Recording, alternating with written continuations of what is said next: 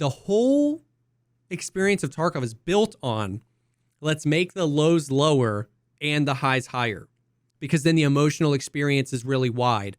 If you want the feeling of, oh my God, I just one-tapped that guy. He's so juiced. This is epic. We gotta go. If you want that feeling, then the stuff that juice guy is wearing has to be effective. You have to be excited, not just for the money of it. Or else, yeah, exactly.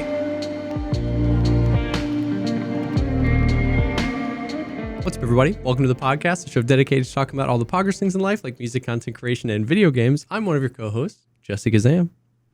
And I'm late. That chess game took forever, dude. Jesus Christ. That's fine. Leave it up to the French guy to take 3.5 years. Come on. Leave it up to the guy to use the time allocated Imagine to him. actually trying to win. Normally, I'm the one who takes forever, and then as soon as I'm like playing fast, and then see the thing is that like if one person's taking forever to think, then that means like you kind of have forever to think like through all the things they're gonna do. So, Yeah, like, it's almost always just one person using the time. yeah. But That's actually kind of true, because like if you thought that you were predicting what was happening, if they were taking forever, you'd be like, oh, maybe he's going to try this, maybe he's going to try that, and you're kind of building additional defenses. That's interesting. Yeah, but Chaboy got to 1,200, which is much higher than I would have expected this soon. So that's exciting. 1,200. I was hoping to get to 1,000 recently. I got to 1,000. Yeah, I was about to say, weren't you like straight up just talking about getting to 1,000? And I've been playing against like 1,300s and 1,400s, and it's really weird. It's really weird. Every like milestone I get to, the people at my level or slightly below are harder than the people 200 points higher than me. I don't know what the deal. It's been like that since when I was 800. The 600 smoked me. When I was 1,000, the 800 smoked me. Now the thousands and the 1050s smoke me, and the 1,400s are easy. It's really bizarre. I don't know what the deal is. That is weird. So that is very weird. Anyway, and the only other thing with chess stuff to get out of the way is I released my chess documentary. Ooh, fully released? Yeah, fully released, dude. I did not know about that. Yeah, let me see. I gotta turn your volume up. I can't tell if this. Check 1 2. Is that louder for chat? Check 1 2. Whoa. Is it on your Satire V channel? Yeah. Okay, it's better now. Cool.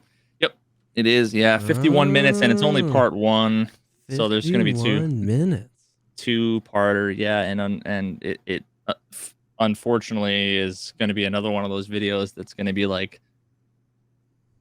a video I feel like should have 1 million views. Yeah, and is going to have 2,000 fucking views.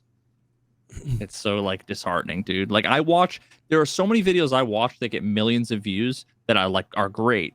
Yeah. And then like I put out a video that I'm like, it has all of the things that made that video great. The quality of the editing is good. The storytelling is good. The humor is good. It's not like all of the things, thumbnail, the title, like all the little things. It's like, what? Yeah.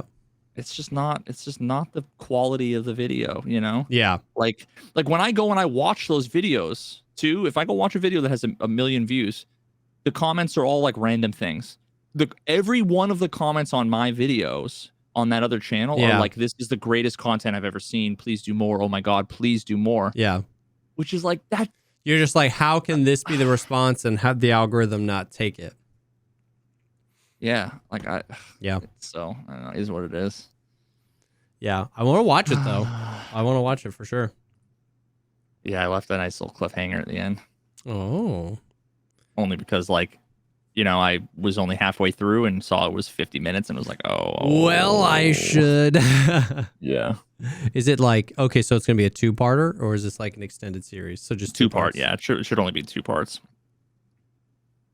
Yeah. I talk about the history of cheating and chess, and how you cheat in chess, and how like chess engines work. And I talk about like the whole backstory for the whole cheating scandal. And then I tell a little bit about, the main characters of the story, so to speak, and some of their history and stuff. And yeah, it was kind of important. It was kind of important to me to like.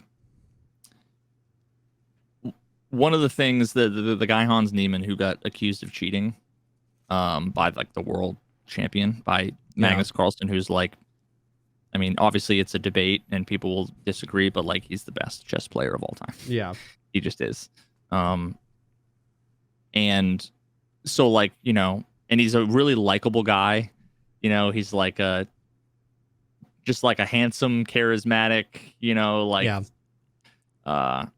he's a pretty likable dude. And Hans Niemann, the younger kid who, has cheated online before in the past, admittedly, and he's kind of like a heel. He's kind of like the shit he says is like, he's like pretty arrogant, already playing into the role before he was even cast as the role of the villain. You know what I mean? I mean, then again, there are a lot of people that even in the chess world or anywhere else that you can say are like prima donnas, but like he just got so many memeable clips and stuff that this whole thing happened, especially with like the whole anal beads Elon Musk tweet and everything like that. So he's just like the laughing stock of the chess world, and it's like sad. So it was important to me to like, as much as I want to meme on the guy, and I wanted to like tell his story and show him like a human, like portray him like a human, for sure. It started off with like he's a kid, and then when he was 8 years old, and showing like old footage of him like playing chess when he was younger, and like, because I just think it's really easy to forget that that people are humans, and like even if he cheated a ton in chess, like he doesn't deserve millions of people for sure hating on him 24/7 365. Like the crime doesn't fit the punishment. He's already been punished worse than for the crime he may or may not have committed than he should have if he was guilty. So it's just like, but yeah. And anyway, it's just really easy for all of the content to just forget about that. And I wanted to. So that was a bit that I talked about. That's dope. Anyway, that's dope. I'm super interested. I'm interested in the cheating side. I mean, we've talked about it before, like, because I think so many people in the world wait, you can cheat in chess? You know what I mean? Like at the same time, like how is that even possible? So like that's what's so interesting about it. So to hear that that's kind of what it's about. It's like the history of cheating in chess, how it happens, stuff like that. I that's find like every other comment on every other video is like, wait, you can cheat in chess? How? Exactly. Like, yeah, you just, I mean, you can see my pieces, yo. See my pieces. Don't screen peeking. No screen peeking, bro. Yeah, that's funny. Oy. Well, you have an appropriate hoodie on. I'll tell you that. Yeah. This is Sigma, repping the Sigma. Oh, merch. Okay. I was gonna ask whose it was. Sigma's. All right. Yeah. Hell yeah. Shout out Sigma and her merch. So Dude. This was an accident too. It just was in the laundry, top of the laundry. Really? Room. Yeah. Yep. Soon TM. So we keep like missing, like last week we talked about how we did the podcast on Thursday, and then on Friday they did another big like video, and that we just missed it. And then last week we did the podcast Thursday, and we were like, oh, please God, something happened. And then Saturday they started pre-wipe officially. So we are in the pre-wipe, and like, bro, I'm so like mind melted just like having to answer the question about like all the just like theories. It's not even the hey streamer, when is wipe? Truly, people don't believe me. Truly doesn't bother me. Truly, what happens is like people in my chat get more bothered than I do. Like every single day, someone in chat will be like, please shut up, stop asking when the wipe is. And I'll be like, dude, take a chill pill. Like, I don't even mind. I understand people want to know. But what melts my brain is just like the like 5-head tinfoil hat conspiracy theories about every specific date. It can't be this day because it's Christmas. And they said Nikita swore he pinky promised he would never wipe on Christmas again. And if it's not on Christmas and it's not on this day, then it has to be this day. And then some other guy goes, no, you're stupid. It has to be Christmas because he wouldn't do it this day because drops. Well, we don't know when drops are. Well, yeah, Rengar leaked. Oh, well, but those dates are confirmed. And it's like, that's what melts my brain. It's like, I don't know when the wipe is and I don't really care. And if you ask when, I'll tell you that, there's no official information, but we're in pre-wipe so soon. I don't mind doing that all day. But the like, oh my God, just the like, it's so deep and everything is like requires a paragraph text of like explanation on why this day is the best day. And I'm like, dude. And anybody who's ever done software before knows that Nikita still doesn't know what day they're I know, that's what I'm saying. It's like, yeah, they've done stuff before where they've planned it like 12/12 happened on 12/12. And I'm sure that they tried to hit that and they tried to get everything ready. But like, yeah, I just feel like people think that the patch has been done for 3 weeks and they've got like a perfectly planned out thing. And I bet it's more like they're scrambling. You know what I mean? They're like, yeah, we want to put it out. You know what I mean? They're like, can we put it out tomorrow? No? All right. What pre-wipe event should we do tomorrow? Can we put it out tomorrow? No? All right. What pre-wipe event should we do tomorrow? You know what I mean? So like, it's just like someone's got to go back and see all of the conspiracy theories that like all the people and like nice guy in his videos, and like someone needs to do the after the fact.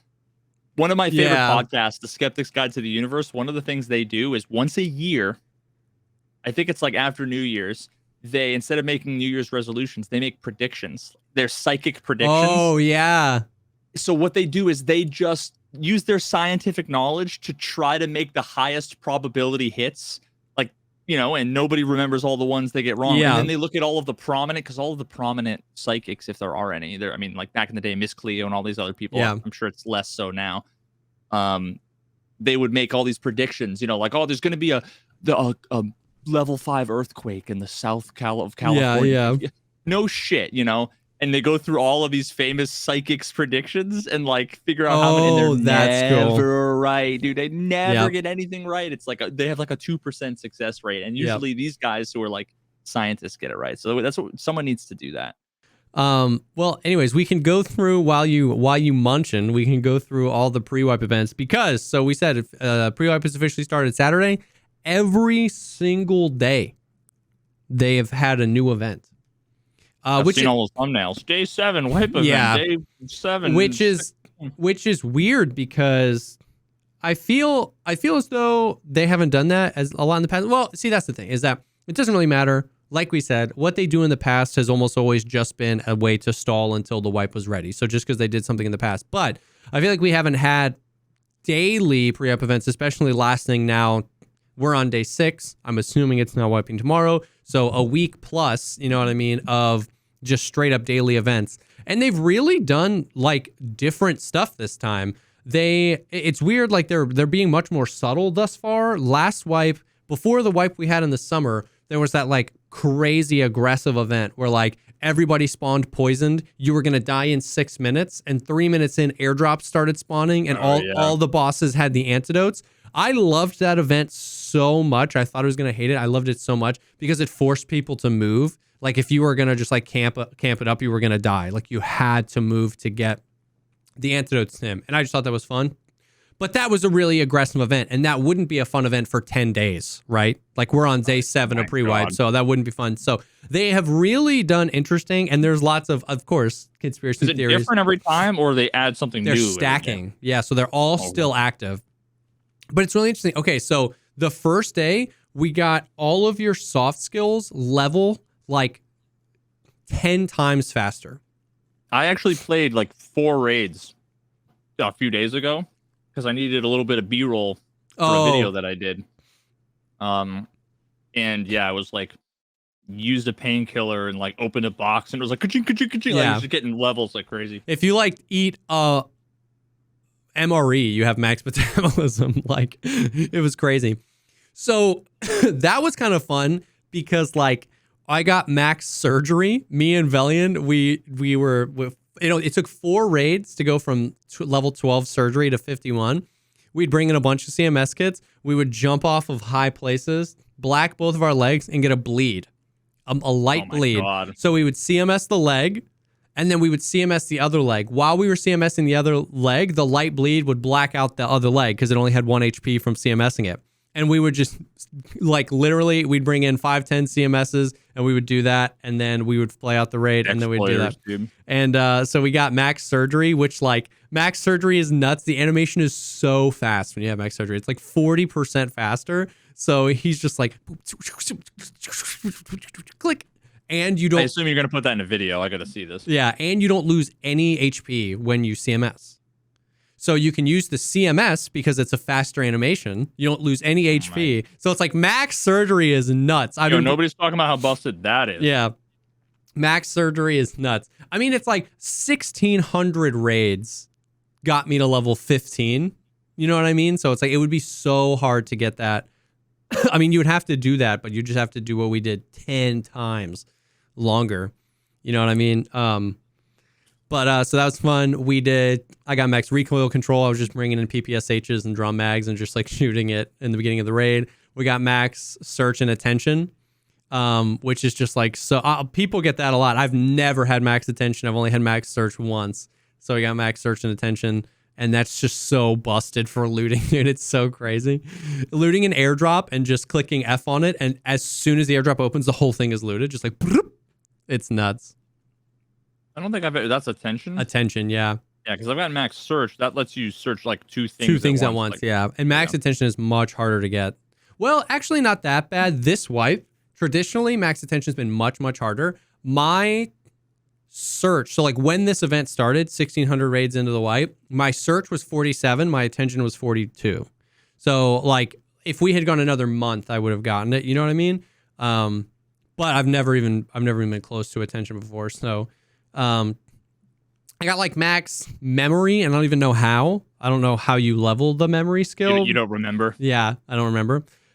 If you have a weapon repair kit in your stash, every gun you repair is a level in weapon maintenance. So it's just like I just repaired all the guns in my cases and got max weapon maintenance. I got max hideout management.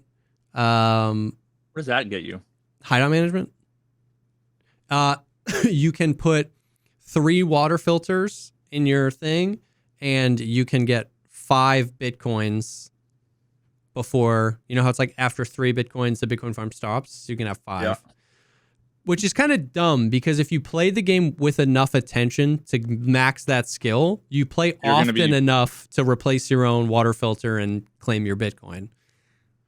I'm working on max crafting, and max crafting allows you to craft 2 things from each station at the same time. That's huge. Like, that's a dope skill if you can grind that out. It's twice as fast as the most boring mini game in the game. Yeah. Hey, it's money though. It's a great way. I mean, it's like a great way to make money. It's assuming you have the raw material. Like my experience, at least 4 months ago and going backwards, is that if you have the raw materials already, it's kind of... Airwing's done some breakdowns. There are certain crafts that the raw materials are so common that they can't really get that expensive on the flea market, but the thing that it crafts is rare enough to net you profit always. I'm sure there are a few things like that, but I don't know. It's just one of those things. Like if people knew about it, then everybody would do it, and then the supply would be high enough of those things. Hey, he's made tons of videos on all this stuff. I would need to. All I'll say is I'm skeptical of like the money per hour unit of brain power spent is like. Dude, he'll give you the scientific breakdown, bro. Airwing is like the hideout and the economy guy. Like, dude, he'll give you the breakdown. Also, like, I'm a huge proponent that, like, I think personally that there's a lot of things in the hideout to craft that are just valuable to me. Like 762 BP, right? Like, if you don't want to play Lighthouse. Yeah. If you don't want to play Lighthouse because your computer can't handle it or you just don't like the map, and you don't want to spend like 1,800 rubles a round or whatever it is from Prepper, crafting it is absolutely the way to go.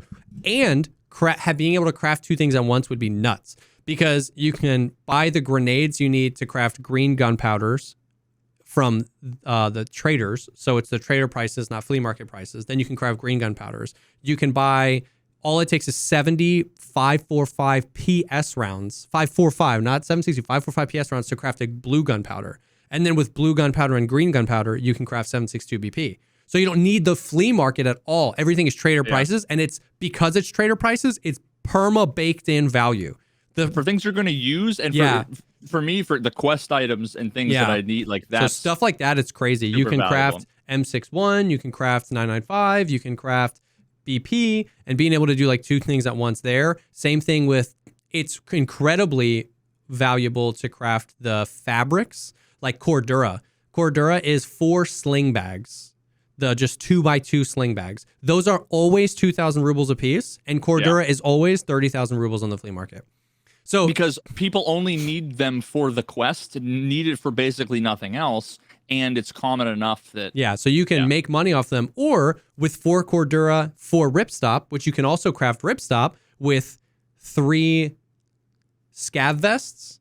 And if you find Slickers bars, you can barter the Slickers bars for scav vests from Jaeger, craft the scav vest into Ripstop. And then with 4 Ripstop, 4 Cordura, and a whiskey, you can craft the AACPC Class 5 rig. It's my favorite Class 5 armor in the game. How long does that take? What? Oh, the craft. Oh, I don't know. It's like what you just said. It's like one of those things that like I get for some people is worth it. But I'm not saying it's a good ruble value. I'm saying not even that. Like you just said, like 9 ingredients. Yeah. And it probably takes like 9 hours to make something you might use for 14 seconds. Yeah. So it's like, oh God. I get to barter for it, and you have to buy it with money that you don't have. Like, you know what I mean? Just shoot you and take it, and then I die with it instantly. Is that how your raids have been going? Yeah. No, that's what I'm saying. Is that like? No, I haven't done any raids. Yeah. No, I'm just saying. Listen, I'm saying. Hey, listen, I got a stash full of slicks, okay? Yeah, I'm sure. I do. I have like 7 slicks. Okay. Are they viewer kits? Serious. Are they viewer kits? No, dude, I found them in the little fucking, what do you call them? The stashes, the Jaeger stashes. Oh, yeah. Dude, I found yeah, I think you can 5 find of them pretty that's pretty dope. That's all I wore when I did that B-roll. I went into factory. All I'm saying is that you say it's a boring mini game, and guys like me and Airwing love it. I love it. I love knowing the like 18 different ingredients that can get me an AACPC Class 5 rig, and because I love that so much better than just like scav in, find Vertex, sell Vertex for 500,000 rubles, buy for 500,000 rubles. I like just like having that stuff, and I also just permanently run that stuff. Like, but don't you also have a stash full of it though? Yeah. Oh yeah. Yeah. And then you go and craft it. My chat is reeing so hard right now because we're in the middle of pre-wipe. My stash value is 140 million rubles, and I'm looting. I loot filing cabinets and like stuff like. Listen, whatever gets you going. Because dude. I play the game the way I want the game to be eventually, hoping that if it ever becomes that, I have such an edge because like people are so reliant on money. People are so reliant on money, and we've talked at length about like that's just how the game is played right now. It's just like the ruble is king. With ruble, you can have anything, and I hope that one day it's not like that. And if it's not, I'm in charge. Last pre-wipe, one of the pre-wipe. You and me both. I never have money. I'm the king of no money. What do you mean? Last pre-wipe, dude. And I understand why this was frustrating, but it was also vindicating for me. Last pre-wipe, one of the pre-wipe events was that all the traders were gone. Remember? I didn't even notice, bro.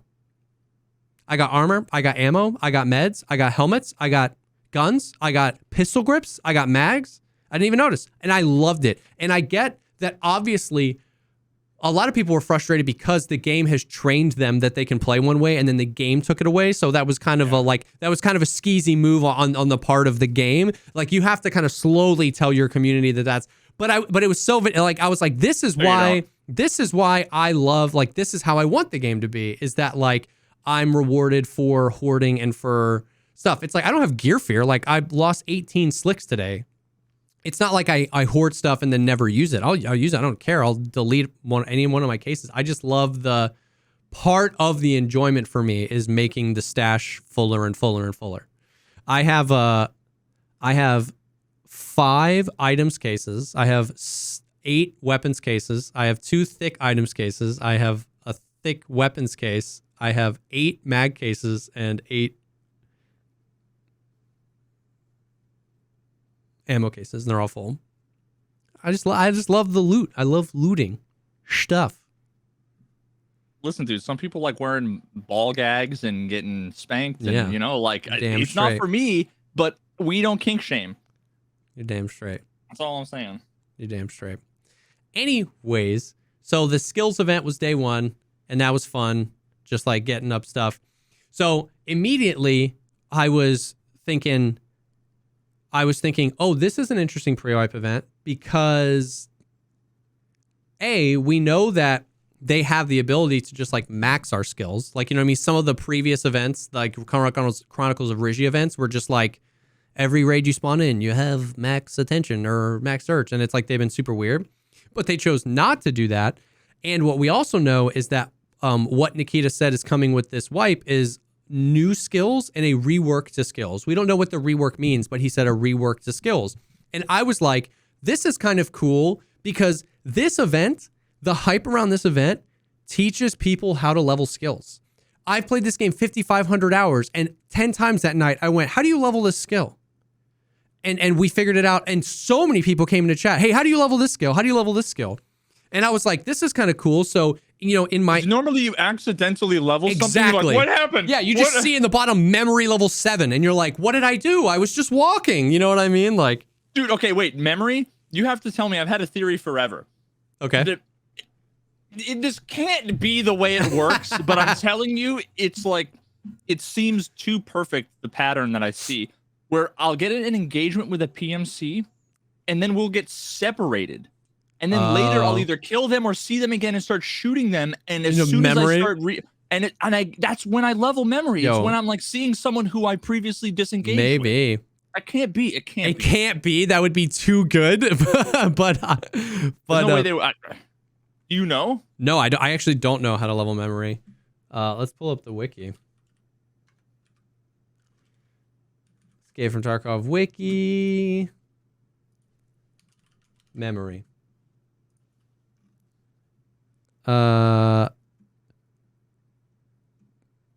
It doesn't say. It says, wait, how to raise. Oh, every 5 points of XP gain for any physical or practical skills. There's a lot of skills in the game like that just like only level through the leveling of other skills. So that's weird. You need level 8 of it to like gain access to the library, but it's like, it could just be a total coincidence, but it's like one of those things like if I see somebody and I like flank all the way around customs and then re-engage them, it's always like that scenario where I see it. It's also interesting because like that skill is useless. Like that skill, like this is one of those things like they had a vision for that skill. Turns out it wasn't as good of an idea as they thought. Originally, if you didn't play Tarkov, you lost your soft skills. And I can see how like a really small team of developers is like, this is cool, this is hardcore. At some point, they acknowledged that's not that great of a thing. If people need to take a week off or something, that kind of sucks. So they took that away. But then like they stopped the memory skill long before the hideout was introduced into the game. And when they made the hideout, somebody was like, the library should have memory skill. It's like, it's a useless skill that they make you level, but not that much. It's only level 8. Because like the elite perk is now you don't forget any skills. You know what I mean? Which you don't. Now you don't have the thing that's not in the game. Yeah, so it was interesting. Anyway, so leveling. So anyway, so like it was interesting that we're getting a skill rework. And then the very first pre-wipe event was like teaching the community how to level a lot of these skills. A lot of those questions were asked. The wiki got, a lot of streamers were talking about how to level skills. So in Jesse's perfect dream world, a lot of these skills become more balanced, right? Like you can get max strength or you can get max strength because endurance is harder now. Max strength in like 500 raids. But in 1500 raids, my surgery skill was 15. And I'm not saying that they should all get maxed at the same amount of time. Obviously, things like surgery are going to depend on if you're like if you're operator AF and you just never get shot, then you're not going to max surgery as much. But if they bring some of these more in line, now a lot of the community knows how to level them. So I was like, that's interesting. No tinfoil hats, no conspiracy theories, but I was like, that's interesting. I hope that this is relevant. Then the second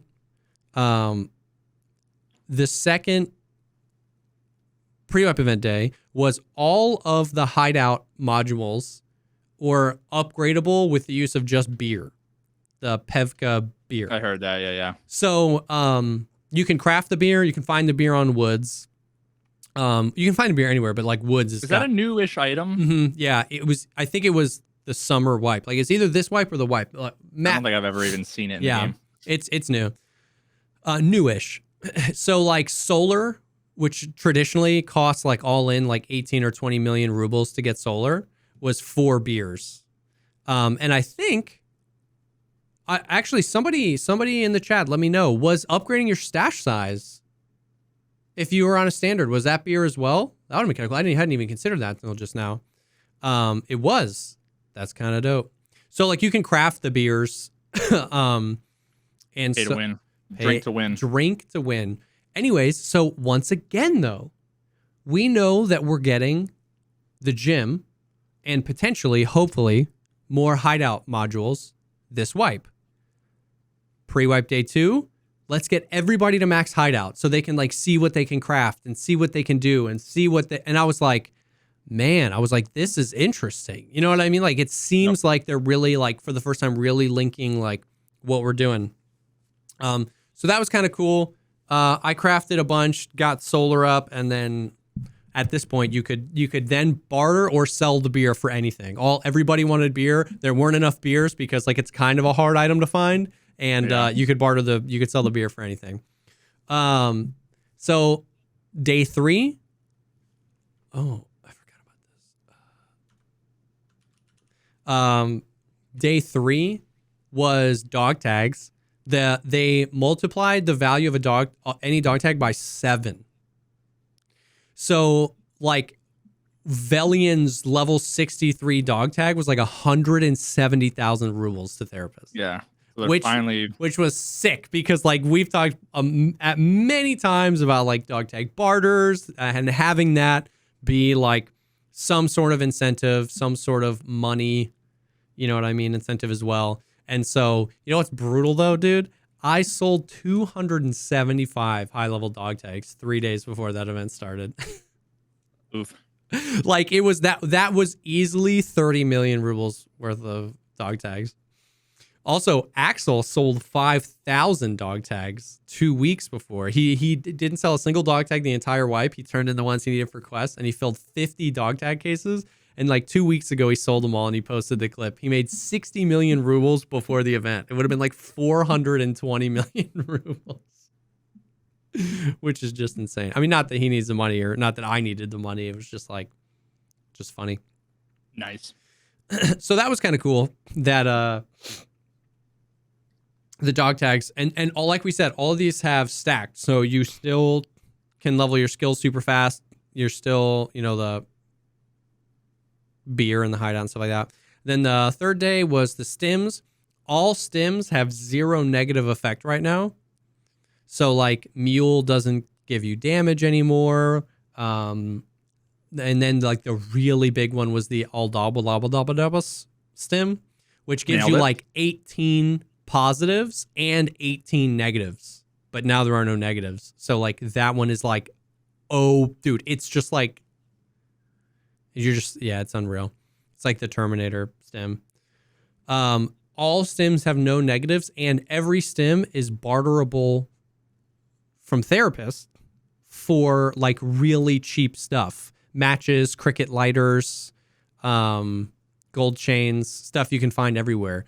So that was another cool thing where it's like, if you were just like a level 30 with a junk box full of stuff, you like could barter for a ton of these stims that you probably don't get access to all the time. You know what I mean? Like ETGs and Meldonins and SJ6s and stuff like that. So that was kind of cool.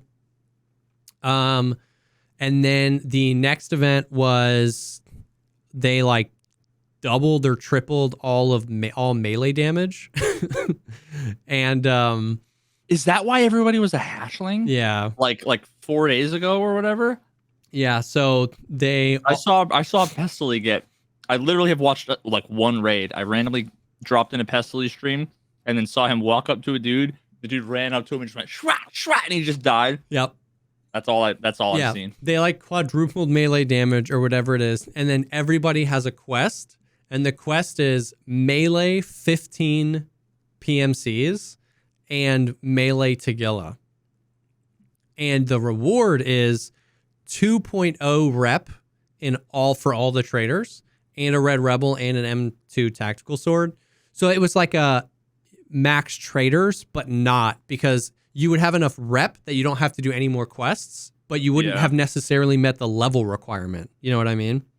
Yeah. So like if you were level 42 and did that quest, you had max traders now. But if not, you still needed to like level up or whatever.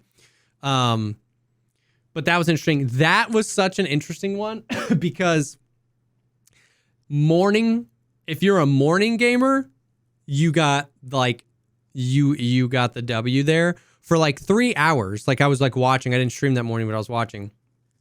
Everybody was going factory trying to melee Tagilla, and everybody was just like gentleman's duel. Nobody was bringing guns. Everybody was trying to get the quest done. And I must have been that dude. I must have been the one like Grinch in factory because I just needed B-roll. Yeah. And I literally was just like, where are these hatchlings, dude? Bro. I would kill 3 hatchlings in every raid. Yeah. No, I had no idea. So like everybody, it was just like hatchet fight. Night streamer or night gamer, you log on and every single person was VoIPing, yo, you want to hatchet fight? Like, let's hatchet fight for the quest. And they would immediately kill you with a gun. It was just, we tried some factory raids and we just couldn't even do it. It wasn't even worth it. Like somebody probably posted a clip of them doing that on Reddit, dude, and then that became it takes so little time. Like if you stream or just play, if you just game in the morning, like American time, when they do these events, you get such a better experience. By the time an event has been live for like 8 to 10 hours, people are completely. I've had that happen with so many pre-wipe events, and I'm like, oh, I want to try the new thing, and then everybody's like, it's just gone. It's either sold out or everybody just like completely abandons the spirit of the quest. It was just like so bad. I played like 3 factory raids, and I was like, I don't care to do this at all if it's gonna be like this. You know what I mean? But that was an interesting one. And then today's event was there are 3 new TAWS rounds. It's one of them like a fucking rocket launcher or something. It's called an explosive round, and it is, if you closed your eyes and said shoot it, you'd be like, who shot the grenade launcher? It sounds like a GL. It blows up in a plume of fire like a GL does. Is there like a minimum blast? No. Minimum distance, or you can point blank? No, you can point blank it. Here's the kicker though. There's next to no splash damage. So if you miss, you miss. There's no splash damage. So you have to like direct hit? Yeah. I didn't know. There was a 2-man. So it's basically a TAWS direct effective range. Yeah. I jumped. Yeah, that's the thing, is you can't really do medium or long range shots because you have to hit them. And there's like drop and everything. There was like a 2-man. I like jumped over and I shot straight at the ground between them. And they just like both walked away. And I was like, what the hell? And then that was Chad was like, you got to hit him. But then there's no effective distance. So if you're close range, like factory or anything, you can just fold people in half with the TAWS round. It's so funny. And then there's like an elephant round, which it's got like 600 meter per second muzzle velocity, and like a 7.62. Yeah, slower yeah, than something like that. 30. And it's got it's like in 900 damage. But it has 26 MOA when you load it into a TAWS. The TAWS with that round in it has like 26 MOA. So you can't even people were trying to take like voodoos and like snipe with it, but you just can't. Defibrillator is what you're telling me. You just can't. You can't do anything with it. And then there's Flechette Plus, which is just like a really good buckshot round. Yeah, it's like FMJ, like the 338 Lapua FMJ in a TAWS, but not at all accurate. at all. And then there's Flechette Plus. So here's what's interesting, though, is that all of those rounds are only craftable at level 3 workbench. So like the event started and like nobody was using it because everybody had to get the stuff to craft them. And then like the like hand drills and fuses and stuff like that skyrocketed in price. And and then it takes like 45 minutes. So really the only real thing is the explosive rounds. That's all people are going to be using, and they are hilarious. And then the other thing, it's 14,000% or 1,400% durability burn. So I swear to God, Veritas, 2 bullets and it's at 0%. Yes. Here's what's weird. Here's what's weird and stupid. A Taz shooting the Taz shooting the explosive rounds, you can only shoot it twice maximum, and the durability of the Taz will be at 99%, but you will never be able to shoot that Taz again. It will jam every time. But the durability still says 99%. But it's like a disposable Taz. You just can't use it anymore. It must be like, I feel like that's probably a bug. It's probably like they turned it up so high that it like rolls over to like negative max. Yeah, integer. so it like doesn't even adjust it's or like something. It's like the minus 2,140,000, whatever. So basically it's like with the explosive rounds, you're going to guarantee get one shot. It's basically a 50-50 if your second shot is going to go or you're going to malfunction. And if you get a second shot, that Taz is busted. You're done. Yo, I said 2,147,000. It's 2,147,000,000. I actually got the first 4 numbers right. Oh shit! So that's the engineer in me that knows negative max 2147 integers. So it's like people are going like full like muskets where like you get like a TV rig or an alpha rig and people are bringing like 4 Tazes with only 1 round in each and then binding them all so you can like actually shoot more than 1 round. But that's wild. Also, don't at me with the whole signed versus unsigned integer thing. I know, okay? Just don't. I don't want that tweet, okay? I wouldn't even know where to begin to tell you what you're talking about. That's the whole negative versus positive number. Never mind. It's important. Don't backseat my fucking your engineering brain. Yeah. It's always faster to switch to your backup Taz than reload. Yeah, so those are the events. Stims go crazy, skills go crazy, hideout go crazy, Taz go crazy, melee go crazy, dog tag go crazy. Dude, I'm gonna go crazy when the wipe hits because I'm back to being like a fish out of water in Tarkov. Mm-hmm. Dude, when you don't play for long, it feels so fucking awkward. Like it's so not smooth.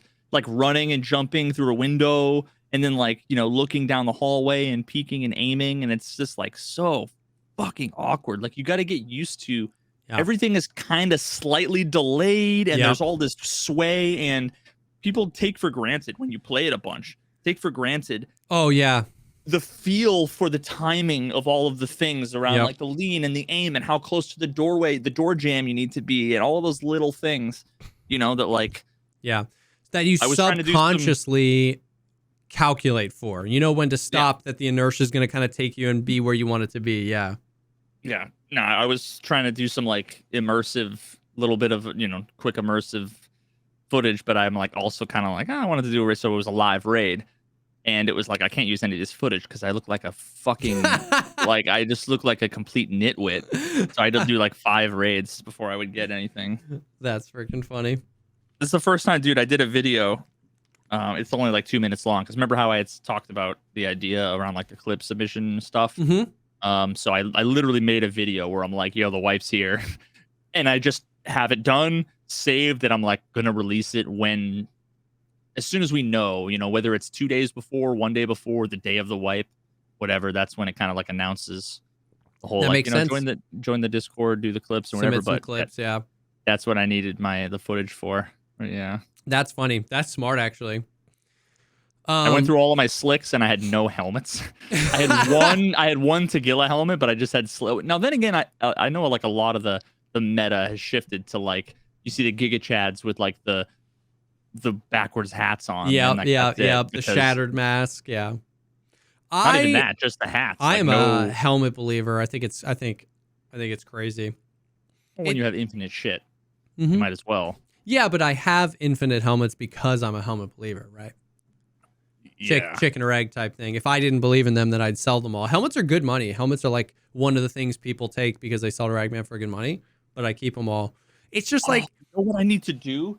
I need to like write this down because I want to keep track of every time I get hit in the helmet. Oh, like, yeah. for the whole wipe, and I've got yeah. 827 raids. I get shot in the helmet 6 times or 6 million. You know what I mean? Like, I have a counter in my chat. Like, we have you do? we have a bot. I think. Oh, is it helmet?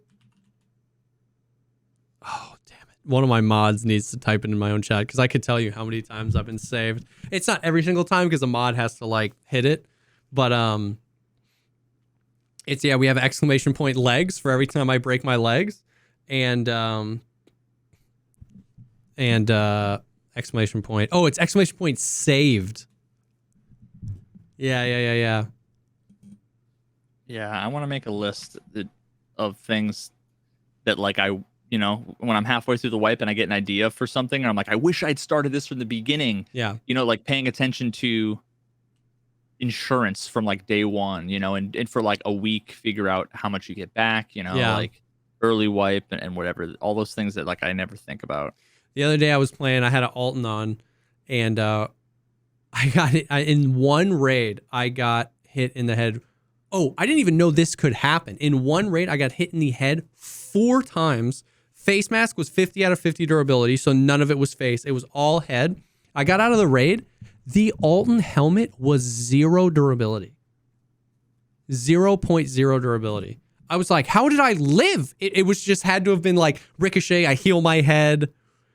A hit, I don't know, but I went in with it was an almost full durability Alton, and I got out of the raid. The visor was 50 out of 50. The helmet was 0 out of freaking 23 or whatever. Hit once? No, I got hit 4 times. Oh yeah, he must have been using HP rounds or something. Dude, it was crazy. I'd never had a helmet zeroed and live. I've killed people and then got their helmets and they were zeroed, but like I've never zeroed out a helmet and lived. It was crazy. But yeah, I just think, I've talked about this before. Like, I think that's why I like just keeping helmets, because it's hard to spend 80,000 rubles or 40,000 rubles or 60,000 rubles on a helmet every single raid. But like, I'll use them. I'll loot them. Yeah. But I almost never buy them. Yeah, I never buy them. Yeah. And so I just collect them because it's like, it's so hard to tell how much value it saved you. Because how many times does 40,000 rubles until you get hit and it ricochets and you live that raid? That's a whole kit you don't have to rebuy, and it's all the loot that you get to keep. You know what I mean? So it's like, where's the math on how many times it would save you to be worth it? It's obviously impossible to know. About all the times that you died where it did nothing. Exactly.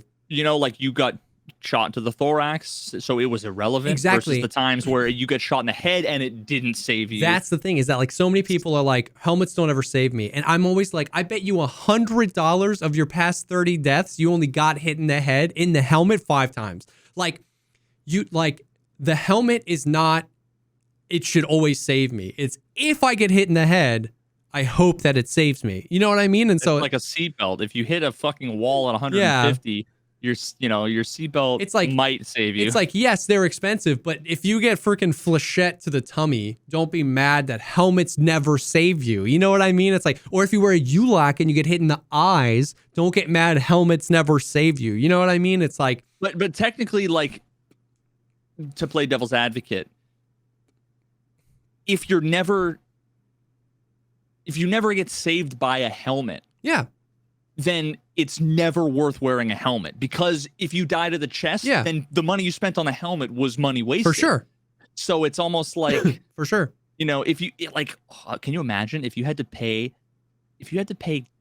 $10 every time you wanted to buckle your seatbelt? How few people would fucking... Oh my God, bro. Because they'd be like, well, I'm just going to roll the dice. I've never been in a car accident before. Yeah, But the thing is that same exact logic applies to armor. If I get shot in the head all the time, why wear armor?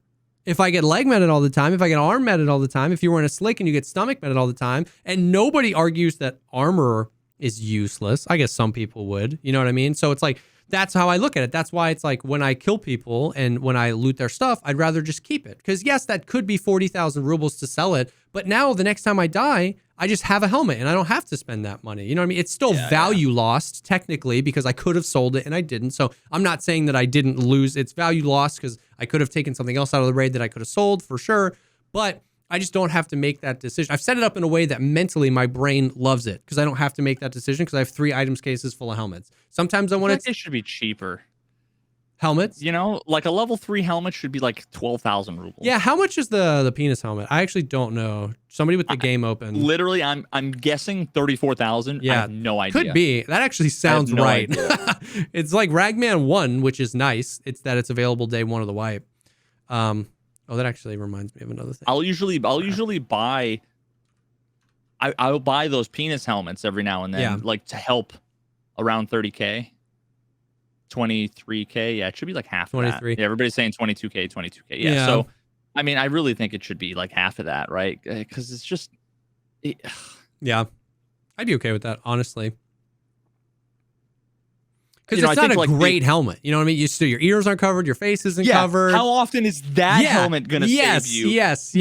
Much like less often, That's true. It shouldn't just be helmets are expensive. It's like cheap helmets should be cheap because they're going to save you less times. But it's like condors. People wear condors because it's level 1 armor, the glasses, but it has low ricochet chance. But for 8,000 rubles... low ricochet chance is worth it. I actually have a clip today where I shot somebody with 7.62 BP. He was wearing the old LZSH in the mandible. I frame by framed it. It hit him in the eyeball and it went pa-ting, and then I died. And I was like, yo, those 8,000 ruble condors coming in clutch for him. You know what I mean? So it's like, so the penis helmet should be like, like 12,000 rubles because it's going to save you so few times. Yeah, I'd be down with that actually. I feel like everything, all of the heavy helmets, you know, like the Alton face shield should be like 80K, 100K, you know, whatever. And then all of the class 3 helmets should be like 10,000. The class 4 helmets should be like 25,000. Like, I just hate that they're like 60, 80,000 because it's, I feel like just for the average person, the average raid, it's not a good investment. Yeah. It's not it would be the best investment in the world if it was your life, your real life. For sure, of course. But when you're dying every 5 minutes, it's like, if I'm going to do 10 raids, I'm going to die in 7 of them. 7, you know, that's 250,000 rubles. Yeah. And in a day, how many times in one day, assuming you're an average player, is a class 3 or 4 helmet without a face shield going to save you? Yeah. I would say on average less than 1. Yeah.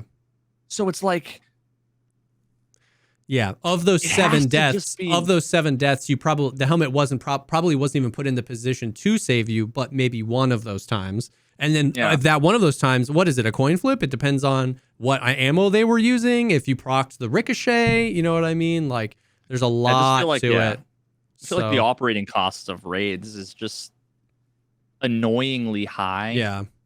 You know, like, which is part of what makes people like feel like they need to hoard gear and or money, because it's either hard to get it, hard to afford it, hard to save up the money to, like, I don't know. I feel like if everybody was running around with level 3 shit, would that wouldn't be a problem. Nobody cares. Nobody's complaining about that, right? Like, that's day 1 of the wipe. Everybody's wearing level 3 stuff. You know.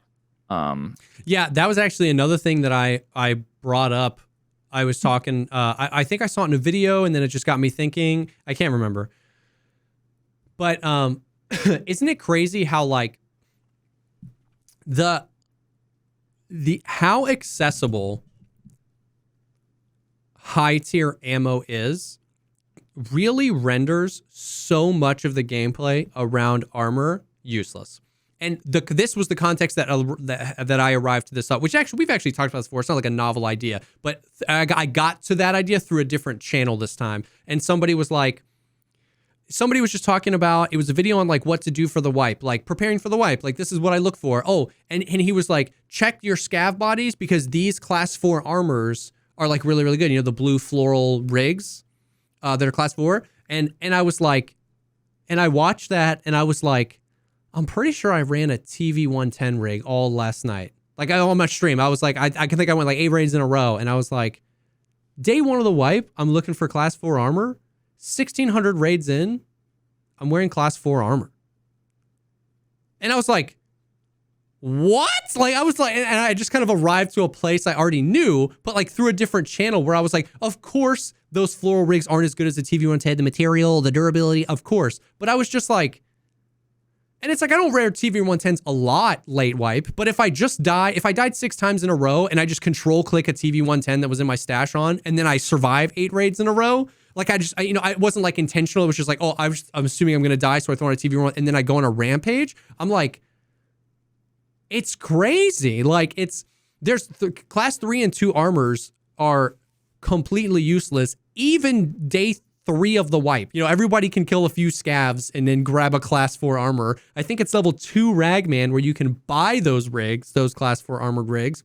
And then by the time you get to level 40, so many people around you have such good ammo that wearing level 5 and 6 armor is like a helmet. It's like, how many times am I even going to be put in a position where this class 5 armor is going to help me? You know what I mean? It's insane diminishing returns, right? Would you rather like sell it? Would you rather sell it for like the equivalent of like 2 really nice guns? Yeah.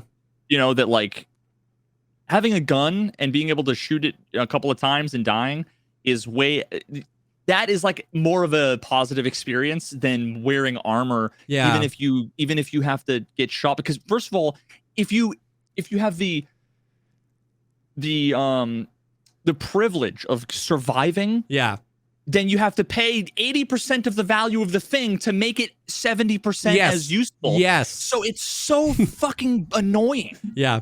It's so annoying. Like, and it's not, again, like these are the things that people defend as like hardcore, and it's not hardcore. No. It's just fucking stupid bad design. Yeah. And so that's how you get, like you said, Giga Chads with backwards hats and TV 110 rigs with M993 or M61 and a 308 MDR. Because they know that if they run into anybody running the gun they have in their hands, armor's useless. Nothing can stop 993 or M61. So why? But they'll survive to the scab with the TAWs. Exactly. And so it's like, it's just crazy that it's like day 1 of the wipe, I'm going after armor that is the same class as what I'm putting on day 200 into the wipe. And so it's just like, and what's crazy is that like, I don't think that means armor needs to change a whole ton. I think it comes back down to like ammo. You know what I mean? If the high tier ammo was much harder to come by, when you found a class 6 armor, the Pavlov dog would be like, I'm going to survive. The last 8 times I wore a slick, I survived tons of shots. Now, you might still get hit in the face, but like right now you have to consider so many things. You have to consider, I might get leg meted, I might get shot in the face, I might get flechette to the stomach, and I might run into a guy with M61. So it's like, why wear the slick even? You know what I mean? It's just... Dude, the graph of like the effectiveness versus, you know, the class or the price or whatever it's, you know, at 0, it's completely flat, you know, ineffective. And then all of a sudden it's like level 3 pops up to like, you know, halfway up the graph. Level 4 is like 60% of the way up the graph. And then level 5 and 6 are like a little bit above that. Yeah.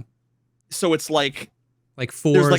There's a sweet spot where it's like you get such diminishing returns.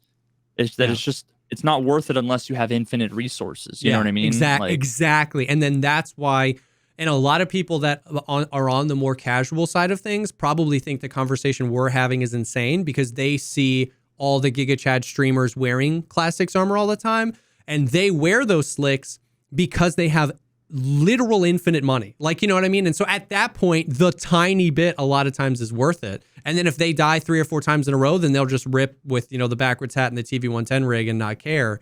And so it's like, if they were wearing a P.A.K.A. and no helmet, they'd still die to them. It's a skewed thing. They would blame it on the net code, or they'd call him a cheater, or they'd blame it on Peeker's advantage, or they'd blame it on, you know, whatever. They wouldn't say, wow, I should have won because he wasn't juiced out. Yeah, exactly.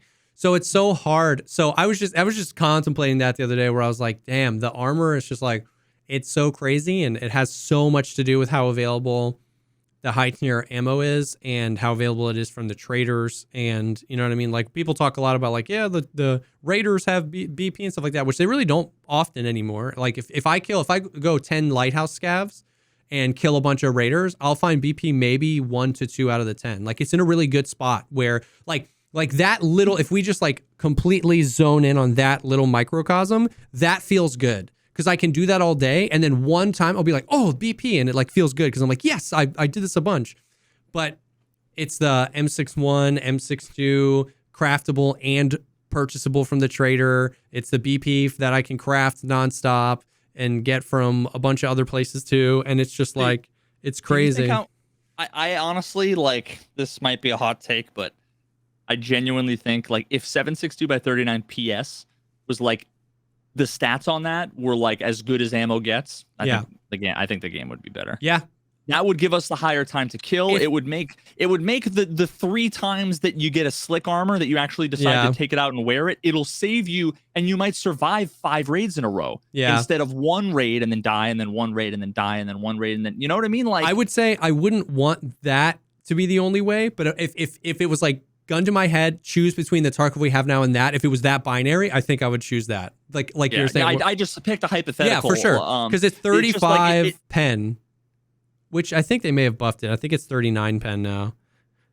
Yeah, I agree. I totally agree. That would be, and the armor or the ammo that you picked was arbitrary. But yeah, that is somewhere in that range. It would just make it. Because imagine you come across like there's a world in which 1 out of every 30 people you run into is wearing Fort Alton. And in that case, you can still kill them with PS. 100%. If you get into a straight up aim duel 20 meters away with the same gun and the same ammo, you'll lose that fight. Yeah.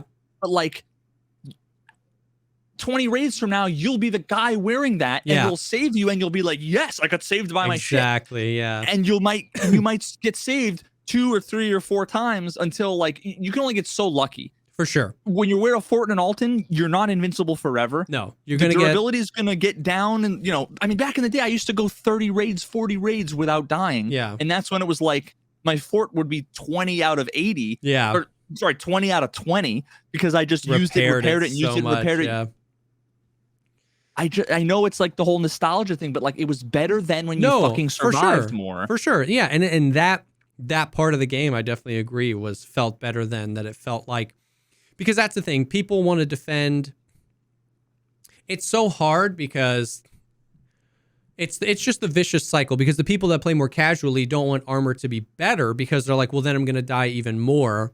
But it's like, but then there's nothing to go for. There's nothing to grind for. If you agree that the armor doesn't work and you think it shouldn't work because you want to be able to kill anybody, well, then what are you grinding for? Why do you even want to kill them? Why do you get excited when you kill a guy with a slick if you think the slick sucks and you don't want it to be good, right? Like we all have to recognize that we would die more in certain circumstances if armor was better, and we would die less in certain circumstances if armor was better. You know what I mean? And so just that balance of right now, it just feels like a why. Like, why is there anything in the game other than a TV rig? You know what I mean? Why is there anything in the game other than something that protects you a little bit against scavs? And that's why I was careful to say like 1 out of every 20 PMCs or 30 people. Like it's a balance thing where for sure. If every other person you're running into is running Altons because you can buy them or craft them enough that then it's like a different game. Yeah. But if again, like at the end of the day, I want the whole wipe to feel like early wipe. Yeah. And the occasional Giga Chad with the rare epic gear, if you die to them because of their gear, but there's a percentage where it's like you're okay with it. For sure.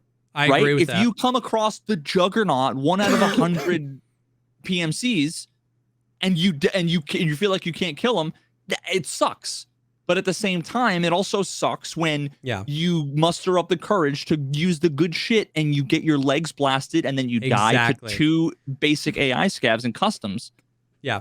The whole experience of Tarkov is built on, let's make the lows lower and the highs higher, because then the emotional experience is really wide. if you want the feeling of, oh my God, I just one-tapped that guy. He's so juiced. This is epic. We gotta go. If you want that feeling, then the stuff that juice guy is wearing has to be effective. You have to be excited, not just for the money of it. Or else, yeah, exactly. Or else there isn't that feeling. If you kill a guy with just more stuff and he didn't think that stuff was effective, you didn't think that stuff was effective, you killed him, there's no emotional response to killing him. So if you want that high of like, I just Mosin that Alton guy, I got the 13% pen chance, I one-tapped him, it's sick, he had an ult and he had a slick, this is dope. If you want that feeling, because you have to believe that the Alton and the slick are good and valuable outside of just cash money. So, and that's a good point too when you talk about the pen chance. That's another like RNG thing where it's like there's a percentage where it's okay if you get one-shotted in your epic helmet every single time with the basic Mosin ammo, then it's fucking frustrating and you're not going to ever wear the helmet and everybody's going to run the Mosin ammo because, you know, but like if 10% of the time you can one-shot the Giga Chad with nothing, and only 10% of the time you come across a Giga Chad, then it's like, you know, there's a balance. Yes, absolutely. Again, these numbers I'm just making up off the top of my head. Like I don't know what the numbers are, but there's a world in which Tarkov will feel much better for everybody. And if you're a Giga Chad, and chances are if you're a Giga Chad, you probably agree with everything I'm saying. It's the casual people that think that what I'm talking about is going to make it worse for them. And I hate to tell you, you just don't fucking have enough experience with the game to know that what I'm saying is going to make it better for you. Would be helpful to now and then later even more so, and then you'll understand for sure.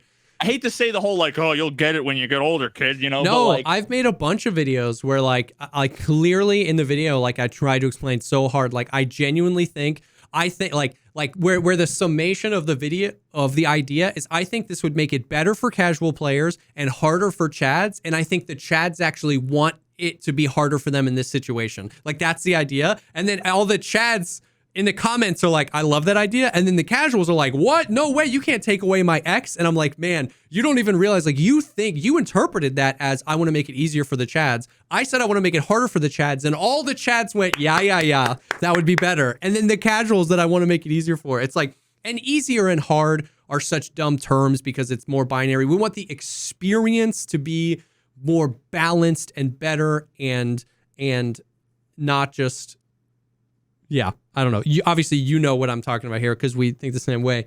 And so it's just it's kind of like the funny thing whenever, you know, everybody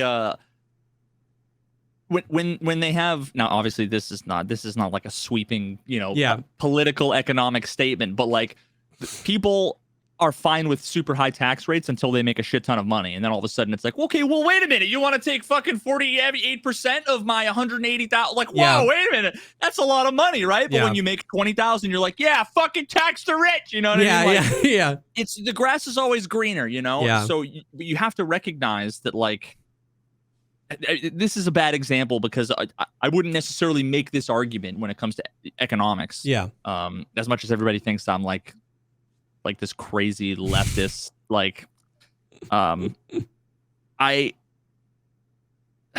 of it is like, if you hope to, the Tarkov equivalent of being a Giga Chad is like being a rich person, right? Yeah. If you want to be in this economy to the point where you're so successful, then, you know, me saying this thing that doesn't seem good to you now is gonna be good for you later. The more experience you get, you know, like. That's a shitty metaphor. No, but I know what you mean. It's just, it's hard. And I really do empathize with it because at the complete surface level from the casuals experience is they die to desync. They die to no audio. They die because they don't have access to that ammo. They hear us say things all the time. Like there's so much access to good ammo and they go, I don't have that access. What do you mean? And then they either die to the Giga Chad that it just outplayed them. And then here's a huge thing, I believe, that 10, like, you know what I mean? If I went up against Landmark, and I have 5 times, of those 5 times, the gear he was wearing didn't matter. It was his skill. It was his positioning. It was his accuracy. That man is insane. He can click on heads quickly. The gear didn't matter. I don't know that I've ever hit him. In my 5 fights with Landmark, I don't know that I ever hit his body. Okay. So it's like on a super surface level, if you're a casual player, all of these factors bunch together. And then you hear guys like us say armor should be more effective. And it's like, and people are just like, whoa. But you have to consider these things. You have to understand that like all of these other factors are at play. And you see those people and you want that ammo, but you also want to preserve your ability to just kill them with whatever you want. It's like you just can't have it both ways. Either the armor is effective and valuable, or it's not effective and not valuable. And the game's current state is it's not very effective and not very valuable. Like, yeah, you know what I mean? That's why you see the Giga Chads running labs with shattered masks and TV-110 rigs, because what's valuable in the game right now is guns and ammo. That's really it. Yeah, I mean, would you rather make it so that it's going to take you 5 bullets to kill somebody, but they can kill you in 1 bullet? Or would you rather have everybody be 3 bullets? You know what I mean? Like, yeah. Like that's that ultimately comes down to, kind of like what we're talking about. Yeah. Really interesting. So somebody made a point earlier, and I don't know what they really meant, but it got me thinking about something else. Somebody said, make light armors useful. And in my head, I was like, almost all the most effective armors are pretty light armors. Like Slicks and Hex Grids don't have huge movement buffs because they don't cover your stomach. Troopers, TV-110 rigs, like all of the most common armors. But then it got me thinking about the opposite. Who would you ever choose a Gen 4 full, the full Beef Boy, over like a TV-110 rig? No. So I was like, make heavy armors useful. What if a Gen 4 full had 250 durability? Yeah. Like, that would be sick. When was the last time you saw anybody wearing the Zabralo Fort? Yeah. Oh, yeah. They wear it into factory one time so that they can get shot by scavs to get it down to 0% durability and turn it in for the quest. It used to be great. Yeah. But now it just makes you feel like you're even fatter and less mobile than, so it's day like, one of the wipe. So it's like if a Gen 4 Assault had 250 durability, realistically, you're not invulnerable because you could still get shot in the legs. And it depends on what helmet you're wearing. But if you had a Gen 4 full and an Alton, bro, you're slow. Your reaction time is slow. Your turning speed vision and your is hearing slow. are Your vision and your hearing are slow.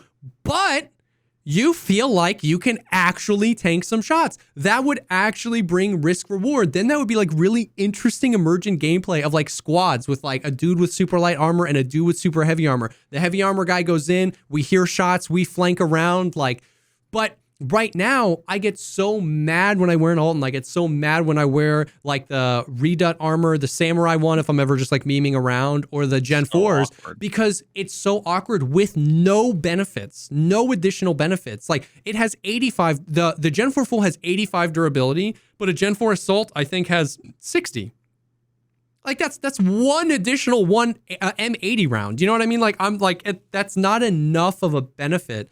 So like it would be super interesting. I think light armor is really effective right now. It's the most effective. Make heavy armor effective. I think that could be really cool to like give that stuff and like just up the durability. You don't have to up the class, but up the durability. You know what I mean? Like that would be interesting.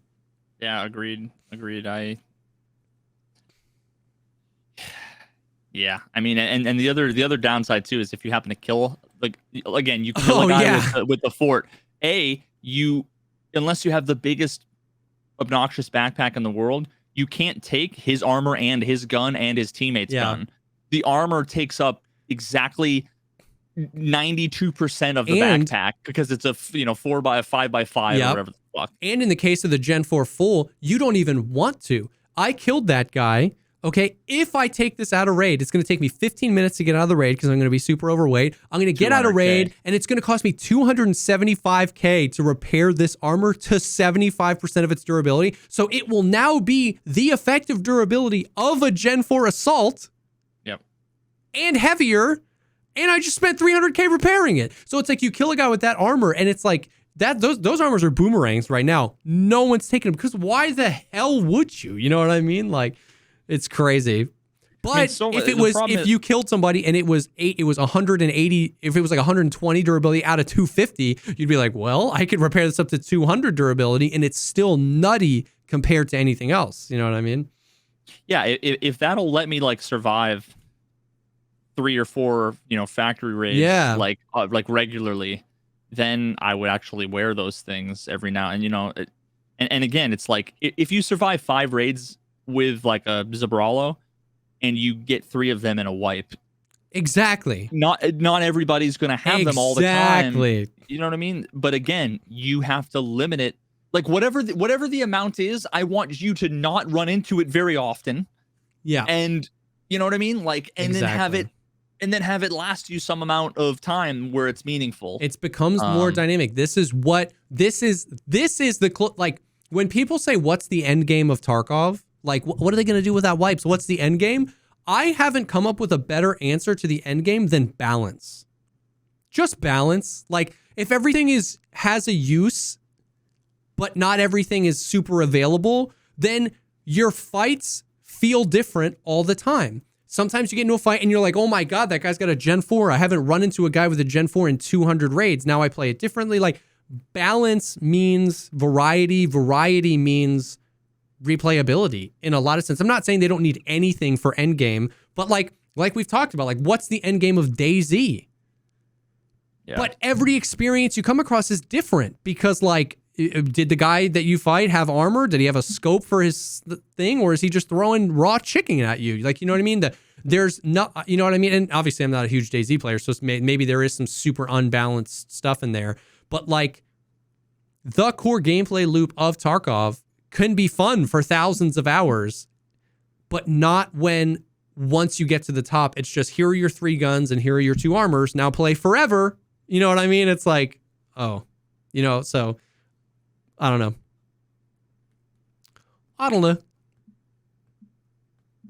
And yeah, agreed. All right. So pre-wipe. Don't know what we're getting tomorrow. People are so convinced that like it's just gonna wipe. Like just like the game's down. Like people keep coming in like every day. Like today, people are coming in at like 3 p.m. and being like, "Do you think it's gonna wipe today?" And I'm like, no, like they're gonna let us know it's gonna wipe, tomorrow. Like it's like if you're wondering if it's gonna wipe today, it's not wiping today. Whenever you hear this, you know what I mean? So like it's interesting. And then so we alluded to this earlier, but like all the conspiracy theories. So like what's today? Today is the 22nd, right? They did a wipe on Christmas Eve and everybody hated it. And some people think Nikita said he'd never do that again. I don't necessarily think he ever said that, but everyone hated it. So people are like, well, he's not going to wipe Christmas Eve and he's not going to wipe Christmas Day. So it has to be tomorrow or it has to be Monday. But if it's not Monday or Tuesday, then we're getting too close to drop. So it's like everybody's like, like doing the thing where they're trying to create the theories. And I was like, and so it's like, I don't think he's going to wipe on Christmas Eve or Christmas Day. But I was like, bro, you can't put anything past Nikita. Like that mofo is going to press the button when he wants to press the button. It feels to me like the 26th, which is just a Monday after. Sometime between the 25th and the 31st is my guess. My standard response for the past week has been the wipe will be sometime between this moment and the heat death of the universe. Like just somewhere between 100 trillion. Yeah, trillion. Those two. Go watch that Melody Sheep video. It's sometime before then it'll wipe. Because I don't know, you know what I mean? So it's like anything. And then it's just like somebody just have 100% after Christmas. And it's like, yeah, sure, maybe. I don't know. You know what I mean? Like when I see 100% after Christmas, I hope he wipes Christmas Eve. You know what I mean? Like just because it's like people throw around 100%. I mean, I throw it around a lot, but anyways, it feels like Monday would be sick, but who knows, dude? It's like we're just riding. I'm just floating down the lazy river that is Escape from Tarkov, just waiting. I'm hoping whatever changes they have will make the game better. Just feel better. Yeah. Because I mean, oh man, like if it feels like it felt 4 days ago when I like jumped in, I might play for 3 days. Yeah, I feel you. I really hope that's not the case. I want to fucking love the game again, you know. But like, I just I get it. I totally do. I really, really do. We'll see, man. I mean, I'm growing very, very excited. I know people a lot of times think that we're just jaded old Tarkov old men, but like, I am so pumped for this wipe.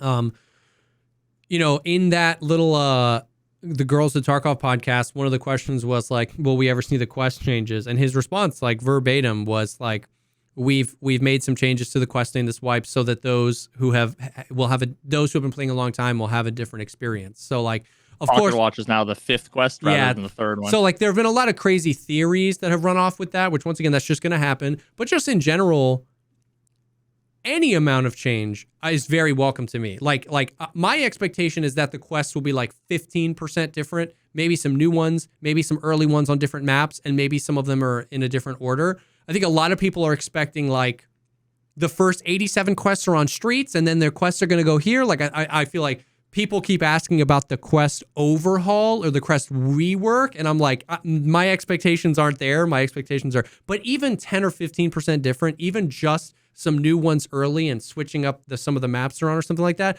personally would be huge. Cause like, I'm just so tired of the you slog. Now bring the golden Zibbo to therapist this time. Yeah. Like, think about how crazy of a change it would be if the first quest, okay, just think about like, and this might be a bad idea, so just walk with me on this thought experiment. I hate it already. You log in, I understand. Day 1 of the wipe. Okay, you examine everything, and you're like, where's my quest? Okay, and it's mechanic has a quest, and there's only one quest, and that quest is like, find me the folder of intelligence on streets. It's the only quest. That would be sick. Because nobody would know where it was. Nobody would power level it. We would all be wondering. You don't have to go streets. You could go woods. No. You know that the number of people, it would be like No Man's Sky day 1, where they said nobody will ever meet, and then I know. A live stream with 2 people. You didn't let me. One person would. I'm saying. Go ahead. I was just saying. I would say even for an hour, of everybody not knowing would feel good. It would only take an hour before somebody found it, but like. It would be kind of sick to have an hour where everybody was on streets and nobody knew what the hell we were doing. Well, no, I mean, that's going to be the case regardless whether we have quests or not. No, yeah. Well, yeah, but if we have quests, people are just going to go do the quests. You know what I mean? Like it's... Yeah, but all of the quests they're all going to be new. Yeah, well, all of them on streets. On streets. Yeah, I'm saying it would just be fun to push everybody to streets first. Like if you wanted a quest, you had to go to streets. You can't go do debut until you get this quest done. You know what I mean? Or just make debut on fucking streets. Yeah, you know, I mean, whatever. even that would be kind of sick. Yeah. Yeah. But yeah, so I don't know. I mean, there have been theories from nothing's going to change all the way up to like on wipe day, the only available map is going to be streets. And it's like, so everything in between has been like theorized. So I don't know. Debut is any map? Yes, it is, but it didn't used to be. It used to be customs, so they could just make it streets. Is it any map now? Yeah. It's just kill, because it's like kill 5 scavs and get the shotguns, and it used to be customs, and now it's just kill 5 scavs, any location. Oh, you know what? I bet you the lore text probably still says like there's a bunch of hobos over on by customs, the construction. yeah. I bet you it still says that. What's it called? Debut? Yeah. Let me read it. It used to specifically say kill scavs on customs, and now it's any map. Hello there, soldier. What are you interested in? Cash, goods? You want a job? I'll give you a job. After you show me who you are and what you are made of, it's the first time I see you, and no offense, I don't give important tasks to anyone. Show me how tough you are in the field. Kill a bunch of drunken fucking hobos and take their shit from them. You will be the biggest badass ever. No, sorry, that's not what he says. If you can handle it, then you'll have cash, better goods, sweeter prices. Well, you get me. Logical enough, right? Well, fine. Listen for your test assignment then. There are a tons... Oh, okay. Of bandits roaming all over the streets. I thought it said all over streets. I was like, what? Data mine, yo! We call them scavs. Calm down. Save 5 of those parasites and grab a pair of MP133 shotguns from them. I still fucking hate that quest. I fucking hate it. The fact that they're like, kill these scavs and then grab a specific thing that they might not have. And a lot of the quests don't accept guns under a certain durability, which is the stupidest thing in the world because all the scavs have freaking super busted guns. It's almost like they've like resigned themselves to being like, oh, well, they're going to fucking buy or craft them. So we might as well make it so that why do it the right to. way? We've just resigned ourselves. Everyone's going to do it the other way we don't want. Why even do it the right way? Yeah. I still wish that they either took in Diablo 2, this might be the case in Diablo 3, but in Diablo 2, if you do PvP and you kill somebody, their ear drops. Like it's almost like you cut their ear off and it says like their name, like level whatever when you kill them. It should be like you have to take their fucking ring finger with their ring from the scavs, cut it off, take their fucking ear, or sick. Even like I still think that scavs should have licenses. That's like the equivalent of a dog tag. Oh, for scavs where it has their name and like maybe their level or whatever. That would be kind of sick. Scavs, but then also that would be your way of proving you killed them, and it would make sense in the lore. And then you could also sell them. Yeah, if they were as valuable as dog tags. That'd be kind of cool because you know how there's like 3 different levels of scavs and they have 3 different HP levels. It'd be cool to like get a confirmation that like when you killed it and you got its license and it was like level, age, whatever arbitrary number was on there. It was like back in the day when you would kill someone and you were like, was that a player scav or not? You'd search it and it had a little secure container slot and you're like, oh, that was a player scav. So it's like the fight is over. You've already won. It would just be cool to know like, oh, that's why that dude tanked so many shots. Like that was a big boy scav. You know what I mean? Or something like. I just thought of a quest. This would be sick. Imagine if it was like, you need to find Boris, and like whenever you had that quest active, one of the scavs in every raid, one of the on any map, one of the scavs would be Boris, and you have to kill all the scavs and then go check their licenses and see, and you'd get the quest reward, not the reward, but the confirmation when you double clicked the thing and you looked at it, you're like, yes, I got Boris, because then you kill a bunch of scavs, but you're hurt, you got no PvP fight, you're like, should I go loot them or should I just extract? What if one of those is Boris? That'd be kind of sick, actually, dude. It would give you a reason to like go into one area and then go to another area. He might spawn anywhere in the raid. It might be the first one you find. It's just like subtle things like that. That's the shit that they need to do to make the quests interesting. It's not Mad Libs where it's kill X while wearing Y gear while on Z using on Z map while using X gun at A time. Yep. From Z distance. Yep. With Q medical issue. Yeah. Kill Boris while having Crohn's disease. Yeah. Yeah. Listen, I wish if Tarkov supported mods, I would say you should read in that accent all the flavor text for all the quests and then make it a $1.99 mod for Tarkov where you could like, as soon as you accepted a quest, you started reading all the in that accent. Oh my God, dude, I would be rich. I would love it, dude. I'd be rich. I would love it. So we'll see, man. I don't know. What's interesting is that, so here's a couple other interesting tidbits so we can move on from Tarkov. For a long time now, the past major patches that would include wipes, especially a patch that would include a new map, have always had banging trailers. You know what I mean? We don't have a trailer. Of course, we've Streets has already had like 9 of them, though. But still, they like the tiers of surprises. So they like talking on podcasts and telling us what's coming. TIERS, but also TEARS. And then certain things like for 12.12 last year around this time. Well, we had the wipe, but you know what I mean. In the trailer, it showed a guy using a rangefinder, and we were all like, "Oh, go. You know what I mean? It was like, that wasn't like a huge surprise, but he had never talked about that. And the trailer, it was hype, dude. So like, I don't want a Streets trailer. I want a patch point 13 trailer. So you could even, it's a little bit of, excuse me, a little bit of footage from Streets, but like, show me the dude using an underbarrel grenade launcher on customs. Show me a guy on Woods with the SR2. Brrr. Show me Zerachi killing some PMCs or the Lightkeeper. Like, I want a patch point 13 trailer. I don't want a Streets trailer. So like that, I'm just a little bit surprised about, because some people were like, yeah, but the patch is so important, they wouldn't have time for that. I was like, kind of the opposite, right? The patch is so important. Wouldn't they want to hype it up? You know what I mean? Like, those videos get hundreds of thousands of views on YouTube. So,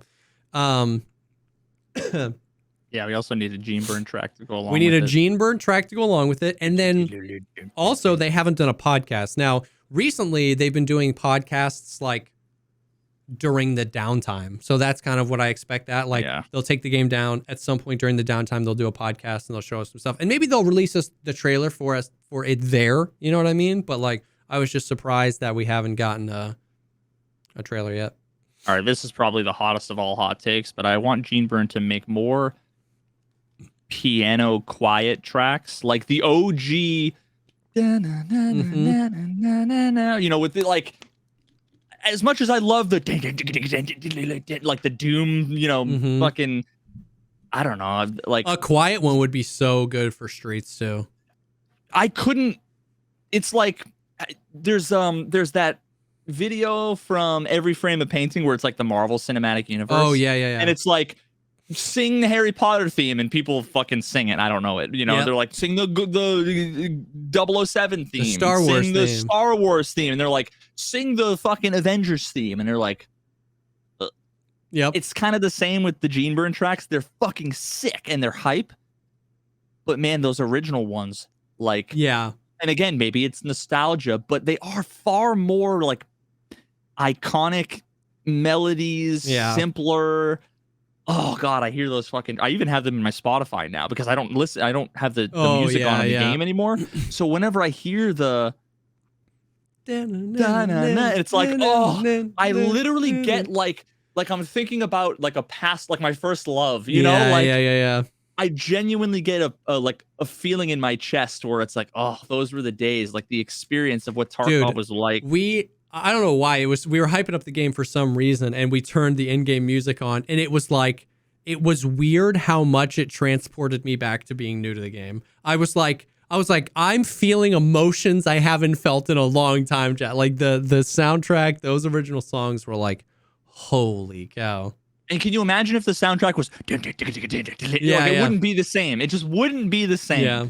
You know, it would be like the Doom soundtrack is fucking rad. Like, oh, it's so amazingly Mitch, whatever the fuck his name is. I almost said Mitch Jones. Hedberg. Yeah, Mitch Hedberg. Mitch McConnell. Mitch Romney. Mitch is my favorite mayor. Mitch Romney's my Nick favorite. Gordon. Yeah, close enough. Gordon Ramsay. Jeff Gordon. I mean, that music is amazing, right? It's amazing because it just, you want to fucking rip and tear till the job's done. You know what I mean? Yeah. But like, but man, like just having a really simple, emotional ballad, you know, not just some fucking death metal, yeah. So, I want that. I want those things. The only other like thing of note is this like really blew up, and I don't think it's anything. But people were oh my just God, while you're looking that up, Tower just said the next pre-wipe event. Imagine if all of a sudden it was like, download this update, it's a pre-wipe event, and all of a sudden you saw 0.4 in the bottom, and it was just, they just uploaded a branch from 8 years ago, and there was like, everybody figure it, and it would be totally like, half of it would feel like complete and utter dog shit, and the other half of it would be like, yes. That amazing. Would either be the best thing for the game ever or the worst, because if everybody loved it, like the community sentiment would plummet. But I think that people look at those times through rose-colored glasses, and I think people would be like, I mean, they would like be like, this game is unplayable, take me back. But one of those two things would happen. Half is true. Half and yeah, half. Yeah, like, you're we right. Forget, honestly, we don't remember the stutters when we think about the old days where it was like full on lockup every time you like open your fucking 2 second inventory. stutter. Yeah. Yeah, we wouldn't. There's a lot that we forget. But it's the things that are good that we want. For like, sure. For sure. I totally get that. The time to kill, the guns. Yeah, it's like thinking about being in college is fucking amazing, but you have no money, you have no car, you have no whatever. Homework, but like, you're stressed about homework. But hanging out with like human beings every day, drinking and having fun and whatever, like it was an experience, Yeah. You want part of that back, but No, you're absolutely right. And then you get like me, where you get so old that you couldn't even enjoy it if you even if you could go back. You can have 2 hours to drink a Bud Light Lime, and that's like your evening enjoyment. Not 12 of these over some beer pong. So Dimitri tweeted that like the Escape from Tarkov Arena Twitter account, because like there's an official Escape from Tarkov. Remember you were asking, you were like, was that like Ball State Games that made it? Like that account's been verified. Like it is there, and then like Dimitri Is it the blue check mark though? No, it's the yellow. The one. real check mark? Real, okay, not the one that you just pay $8 a month for. Which some of the like Ball State or Banter State, one of them paid for the check mark to now just dupe more people, which is like unreal. But the so like the Escape from Tarkov Arena account, it's like the real legit, and like Dimitri like tweeted it and was like poggers. And so people like, dude, I had so many people come in today and be like, did you see Dimitri's tweet? That means Arena's coming in the patch, right? And I was like, slow down.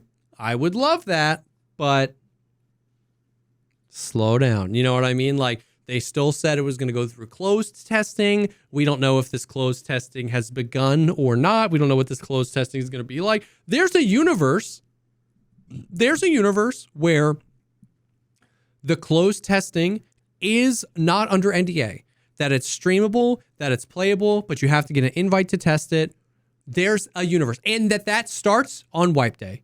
I'm not saying it's impossible. I'm just saying that that's one of many universes, and I feel like it's much more likely that a month or two or more after the wipe, like NDA testing of the arena begins. You know what I mean? Like it's just like, you're saying there's a universe there, but in that universe, it's so much harder to play Tarkov on a QWERTY keyboard when you have hot dog fingers. Yeah. That's the universe. Oh my God. You get mustard all over the place, dude, and get all ketchup-y. Ugh. Yeah. So yeah. Jesse, how did you even make that noise? Dude, no. Dude, everybody, okay. Never mind. I'm not even going to spoil the thing that like half of the comments were about in the last video. I'm not even going to say it. It's way better when you don't reveal the joke. Yeah. So never mind. You guys will all just never know. I don't even know what you're talking about. Yeah, well, that's because you're. Now I understand. And now I have to mute that too. You said you wouldn't. You promised. I know, but I'm just going to be honest with you this time. I can't. Okay. Can't let that slide. We got advertisers watching us, man. Such a. Dude, I'm so glad you did that because now I want it. So Arena, dude, who knows? Live whatever life you want to live. I'm not saying it's impossible. I'm just saying temper your expectations. That reminds me, we can stop talking about Tarkov, whatever, but that does remind me about a thing. It's just like we were talking the other day about like how, and I'm sure this isn't exclusive to Tarkov, but like we've talked a lot about like just like it feels so like I don't want to be a shill or just relentlessly defend BSG. But it feels so bad when somebody made something up. This is fake. I made it up in my brain. And then BSG didn't execute on it. And people are like, BSG is the worst game dev ever. They didn't even do this. And it was like, you made that up. Like, you know what I mean? Like, I don't want to come across as a BSG shill or everything they do is great. But like, but the checks are so lucrative. Yeah. So like, we were talking about like how, and once again, not at all unique to Tarkov. But the game of telephone that happens, and we were talking about this in the realm of the quests, where it was like like Nikita said, we're going to reshuffle some of the quests. And then somebody was like, wouldn't it be cool if they just like reworked them all? And then somebody went, I heard they're reworking all the quests. And then somebody said, because they heard somebody else say, I heard they're reworking all the quests. And that person also heard at some point in the past that all the quests were going to start on streets. Somebody goes, I heard that all the quests are going to start on streets this way. And then that telephone gets back to me and people are like, so are you excited for all the quests to be on streets? And I'm like, bro, that's not happening. And if it doesn't happen, you're going to tweet that BSG sucks. And it's like crazy. You know what I mean? So like, we've just like, that is just so hard because all I'm trying to do is just like fight against just like stupidity or things that are just like black and white wrong. And people's expectations are adjusted based on nothing more than speculation. And then they just come out with the pitchforks that BSG is the worst game dev ever because they didn't do things that they never said they were going to do. And it's like, oh. Dude, I never do the things I never said I'm going to do either. Yeah. Nobody gets mad at me. Just grinds my gears. You know? Really grinds me. You know what grinds my gears? You know what? I don't even know. Grinds I don't know who that is gears. or what it's from, but I'm pretty sure I did Family an Guy. impression. Oh, I never really watched Family Guy. Yeah. And I know I'm missing out. I didn't watch a ton, but I just know that specific meme is from Family Guy. Is it the little baby that says it? No, it's Peter. Is that the little baby? Peter Griffin. Okay, come on. The main character of Family Guy, the dad. Oh, what's the baby's name? Stewie. Oh, I don't know why I thought Petey. Stewie. Never mind. I know. Yeah, okay. Isn't it Cartman or is that no? I am I haven't seen South Park in a million years because like it's on Hulu or some shit now or whatever, and like whenever they moved it to some different thing, I stopped watching it. Although I'm pretty sure I've been paying for Hulu for like 4 years now, so now that I mention it, I should probably go back. Are they still making South Park? I fucking love South Park, dude. I think so. I whenever South Park came out. Okay, wait, when did South Park come out? Because I remember being X years old, 97. Okay, yeah, I was 9. Wow. I was 9 years old watching like the fucking. Did you ever see the old like OG South Park? I mean, I've seen a few episodes, but I didn't watch it until I was in like high school. Oh my god. Oh, okay, yeah. So then you never saw the one, like the Halloween. Never mind. Wasn't the first episode of South Park ever hidden on the CD-ROM of like a PGA Tour 96 or something like that? Like the video game Tiger Woods PGA Tour. The very first episode was like hidden on that disc. On all of them? Is this some like fucking Ben Drowned creepypasta shit like that you read on a green text? No, I thought I saw a YouTube video about it. What the fuck, dude? Yeah, if you completed Majora's Mask backwards, it teleported you to the cutscene. I don't know, dude. It's not on the wiki. I'm like looking. Oh, man. Episodes. Isn't there... Somebody help me out. 1. Isn't that... Yeah, Cartman gets an anal probe. Season 1, episode 1. Big Gay Al's Big Gay Boat Ride. Oh my god. An elephant makes love to a pig. Starvin' Marvin. Oh my god, yo. Tom's rhinoplasty. Mecha Streisand. Cartman's mom is a dirty slut. You imagine a TV show with the title? Dude, I miss... Oh god. Someone canceled them. Terrence and Phillip is not without my anus. I need to go back and watch the OG. I remember watching this being like, I shouldn't be watching this, but Yeah. Okay. Tiger Woods, 1998, Tiger Woods PGA Tour game. Only a few months after the release, the PlayStation version of the game was pulled off store shelves on a mass recall. Why was it yanked? Because somebody at EA Sports thought it would be funny to slip an episode of South Park onto the game disc. And not just any episode, the very cute, uncensored South Park pilot. So it had been running at this point, but they put the pilot on. It's called Jesus versus Santa. While the episode wasn't viewable from the game itself or in a PlayStation, if you put the disc into a PC and open the file with zdummy.dat, you'd be able to view the short. Calling the episode questionable to consumers, EA ended up recalling the first 100,000 copies of the PlayStation version of the game.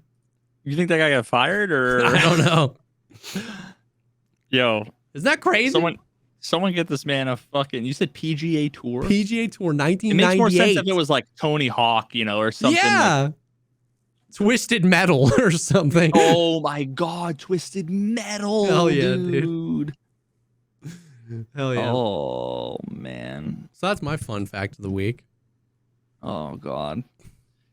Yo, we were looking at. I was looking through the comments, and it seems like there was. I feel like most of the people want to hear about the main woods creature encounter. Yeah. I feel like that was so many one. People said Dad Fight was a banger. Yeah. This one is not going to have the resolution you'd like because it didn't for me. If you didn't actually run into something from another dimension, I'm going to be mad. Have you heard of the Chupacabra? You know about Mothman, right? Yeah. Okay. First of all, I talked about The Jaunt before, right? Yes. The short story that I'd recommend Stephen King, everybody read. You sent it to me. I never read it. Yeah. Oh, you piece of shit. Dude, you know how many people come in? Like, I still get like once a month, someone's like, yo, I just read The Jaunt. And I can see in the text that their like pupils are fully dilated and they're like haven't been sleeping. Yeah. It's some existential shit. It's literally 10 pages. Okay, well, The Jaunt by Stephen King, you can Google it. I'm pretty sure there's like a PDF. It'll be like the first or second result. Anyway, so I was in like the deep ass woods in Maine. Okay. On a trip with a buddy of mine. So back when I was in high school, I got my real estate license when I was 18. Okay. And I was actually in the Freemasons. I was a 3rd-degree master Freemason. Oh man, for real? For real, yeah. Well, we gotta put that on story time. I mean, it's just a whole lot of deep sea fishing and cribbage. It's not really and I can't talk about the ritual. When is the NDA up? Because I had to lie in a coffin and then when like surrounded by all the guys. I don't know, dude. It's like, I can't put that in the podcast, bro. I probably shouldn't talk about it. But that's literally okay. It's literally not a joke. I actually was 3rd-degree master Freemason. I was like an old man when I was 18. Yeah, dude. And if you know anything about the Freemasons, a bunch of old men. It's basically just blueberry pie and cribbage. Freaking Veritas had his real estate license and was the Grand Poobah at an Elks Lodge by the time he was 18. Okay, listen. It's a lot more respectable than the fucking Elks Lodge. Get out of here with that shit. All right. But anyway, so one of my real estate associates, the guy that actually got me into Diablo, I used to go to the real estate office like overnight and play. I'd be up all night, dude. I had a key to the building. I would go Diablo? and I would go in on his computer and play Diablo from like midnight. I took my motorcycle, dude. I had a Ninja 250 when I was. I'm learning so in much high about school. you. And I would get up and I'd get a coffee. I had a cup holder. I'd get a coffee, a Dunkin' Donuts coffee, and I would be there from like midnight to like 6 a.m. and I'd go to school the next day. Holy shit, dude! This is a fucking throwback. Wow. And I just do bail and chaos runs all night long. So one of the guys I worked with, he had like 100 acres up in the deep woods in Maine. Like so far north, you're in the south. Yeah. Yep. Like you know that they invented the toothbrush here because anywhere else it'd be called the teeth brush. That far up into Maine. Okay. I'm pretty sure it's Waltham, Maine, which when I looked at the time, it like wasn't on MapQuest. Like it just didn't exist. Bro. So there was 100 acres with like a little river kind of thing that went through there. And I was up there because now some of this is actually tangentially related. There's going to be kind of 2 story times in one. I was up there. Am I admitting to a crime?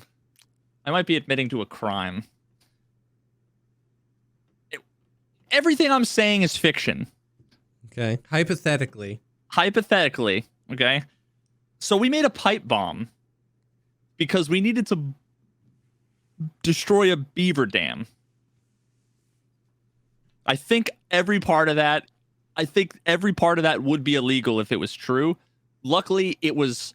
You guys were just almost 20 years ago, and it was in GTA. Mm-hmm. So, but if you've ever seen, I like how you said we had to blow up a beaver dam. If you've ever seen a beaver dam, like a proper beaver dam, I've never seen anything so robust in my life. The thing was like 50 feet wide and like 10 feet tall, and it was just packed with like the biggest branch trees like it was.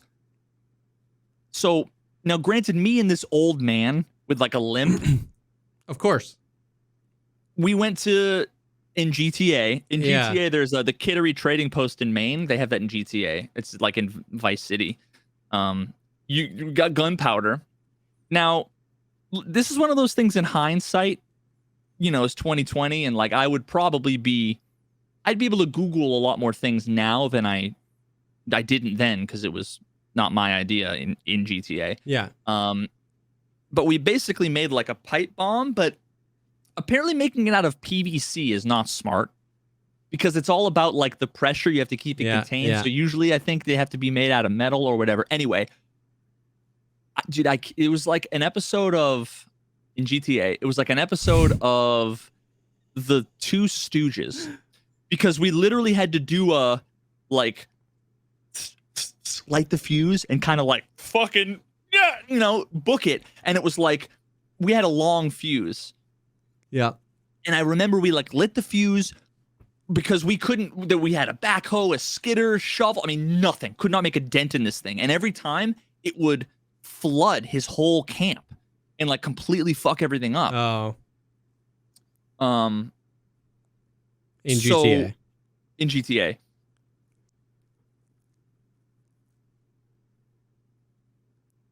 So we lit the fuse, and it was kind of like run far enough away that you're like safe, and then you wait, and you wait, and you wait, and you're like, if it doesn't go off, what do we do now? Like, what do you do if you're just sitting there and waiting and out of nowhere, dude? We were just like, it had been so long that we're like, there's no way. There's like, no shot it's gonna blow up. You can't go. And then like right when we least expected it, kapow! And dude, we went over there. We're like, basically fell over. It was insane. And it was like a small black smudge on the thing and not a dent in it. It was like, well, looks like we're not gonna do anything, like. Yep. It was such an it was the opposite of it was climactic. Yeah. But not anyway, effective. that's a whole other story. Now that night, this is like the same week that I was staying there. There were two cabins. They're basically just like prefab cabins, just put on like cinder blocks kind of thing. And then the whole area had like, the stone, like the white kind of stone, gravel, whatever you just put down.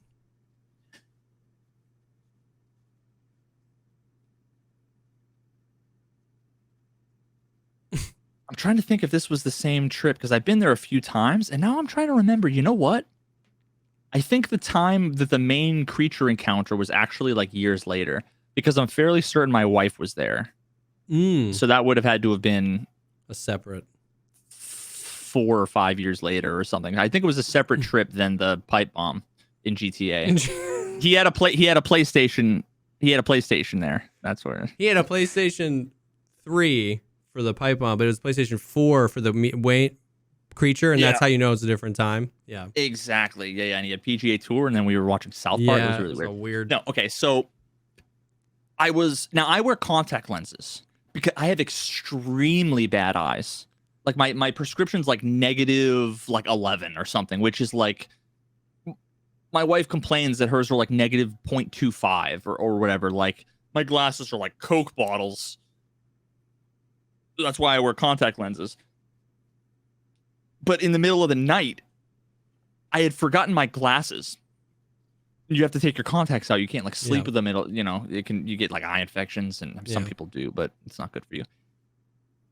I'm lying, and we'd been shooting guns. I had my AK and my shotgun and all this stuff because there's bears. I mean, they're like you don't fuck around. Yeah, I wasn't walking around there without at least my Glock, which probably wouldn't do jack shit against a goddamn bear. So we're lying in this cabin, and and that was the day I read The Jaunt. Totally, like out in the middle of the woods. It's like 5 hours north from where I live, like almost on the fucking Canadian border. There's no power. You're gonna die basically if if anything happens. And we're sleeping on this couch together, and we hear outside, like,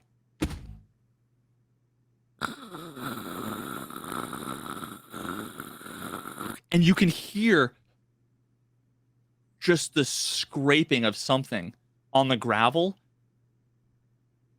by the one window,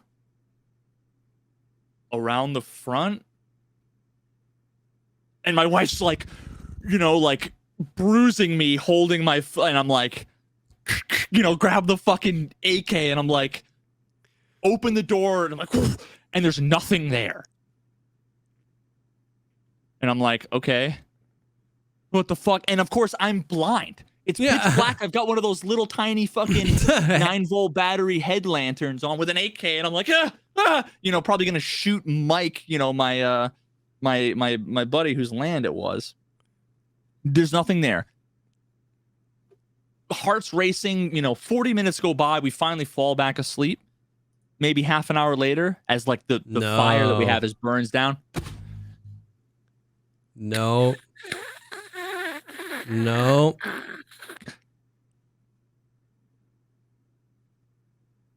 It happened like 5 times, dude. Just start shooting out the cabin.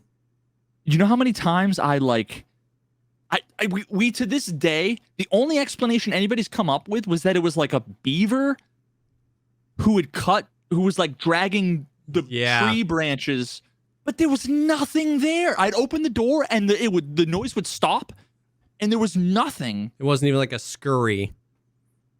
No. If it was like off into the distance, I would have been like, okay, it's a fucking animal, right? But whatever it was, it sounded big, and it sounded like it was dragging a body, dude. Like, and to this day, still have no fucking idea what it was. And I've never had any like alien encounters, ghost fucking sightings, nothing like that.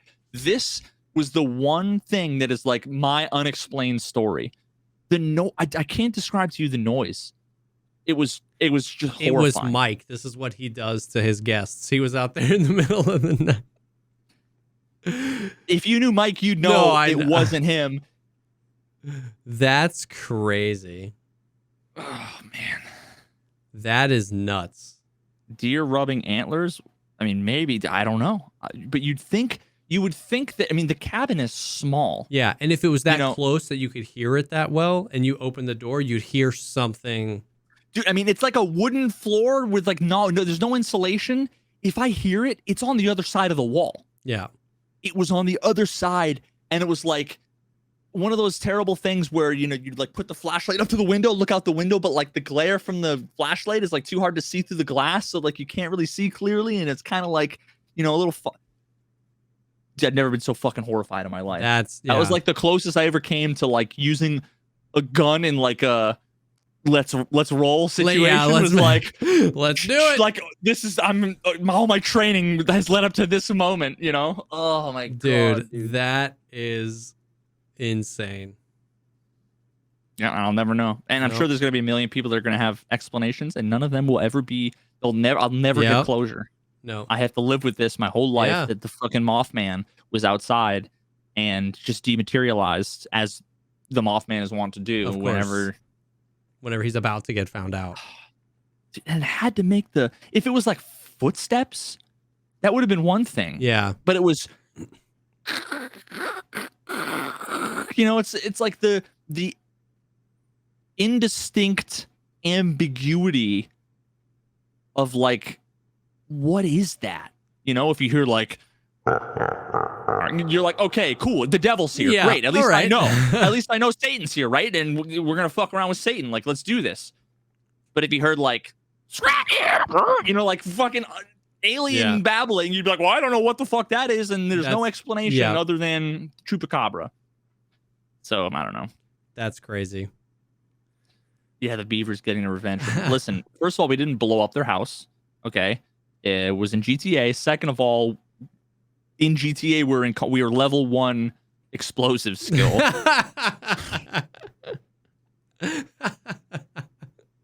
Yeah, but again, in GTA. Yeah. Yeah, that was actually the trip too. I've got pictures. If anybody ever wants to come in and ask, I'll have to have the pictures up because it's like one of my early pictures that I have like saved in like my iCloud. Yeah. Was this is how far north we were. Mike's neighbor in the next property, his name on his license, his first name was Brother. Hell yeah.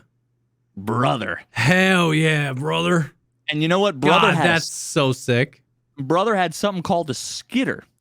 Now, some of you might know what a skitter is. Chills, cake. I didn't grow up on a farm or anything like that, so I didn't know what a skitter was until Brother came rolling in with his skitter. Brother. And let me tell you, imagine like a backhoe. Do you know what a skitter is? No, I know what a backhoe is. Let me look. I don't even know, like, oh, okay. Oh, okay. Oh, yeah. Okay. Yeah, if you Google images skitter, you're going to get an idea. Oh, like, damn. look at the Wikipedia page, the Wikipedia image. It's like a 200 by 200. Jesus, yeah. You see that thing? Mm-hmm. Brother had one of those. Brother had a skitter. Now, the thing is that it had a passenger seat. And when I say passenger seat, what I mean was, you know, did you play baseball as a kid ever? Mm-hmm. Like T-ball. You know those like cement mixing buckets, those little bit where they'd always have the balls. The balls were always in those buckets. Yeah. Turn one of those over upside down, and that was the passenger seat in Brother's skitter. Brother.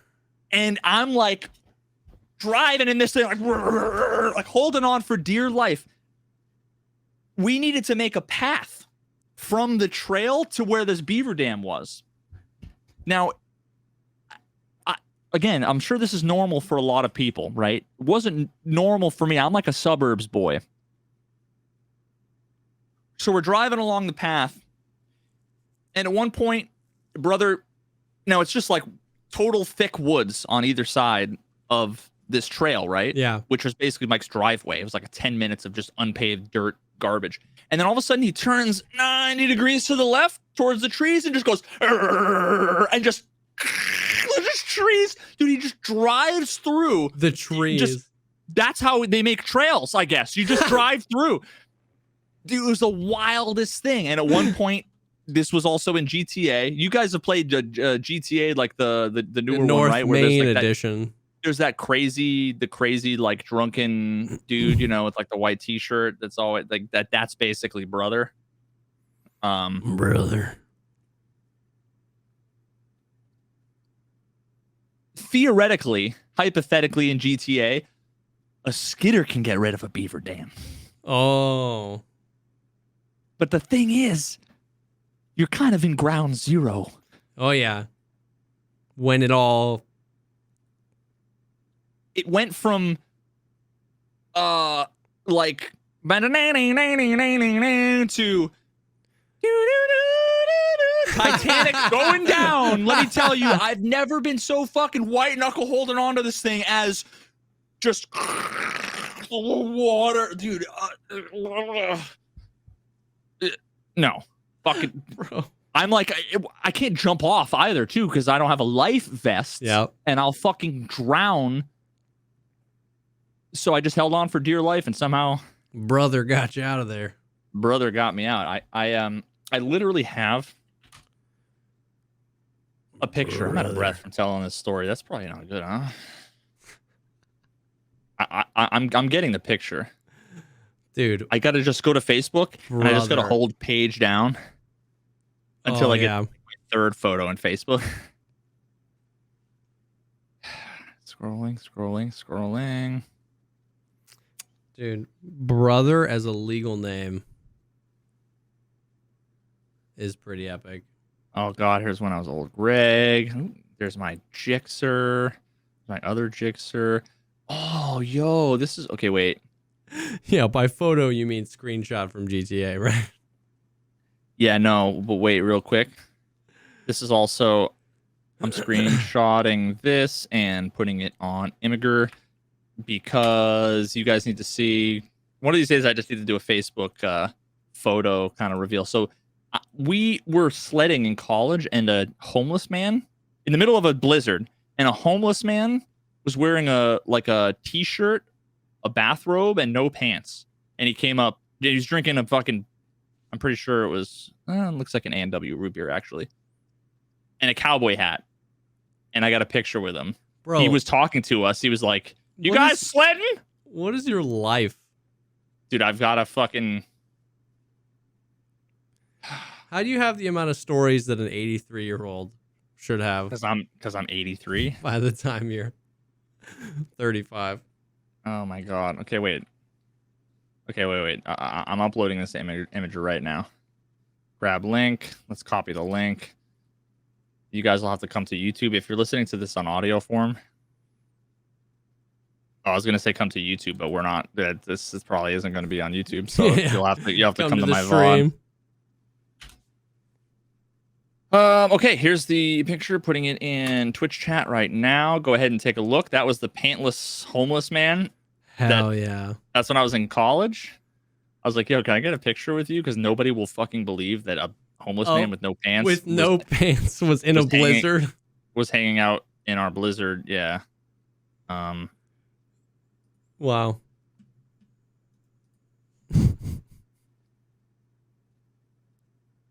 And of course, I can't find the skitter picture. Oh no, devastating! I blue balls myself.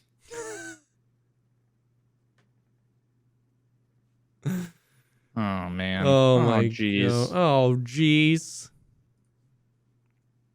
Well, anyway, that's better. Yeah, I mean the homeless guy, the pantsless homeless blizzard man. I have a lot of encounters with homeless people. Yeah. I'm a man of the people.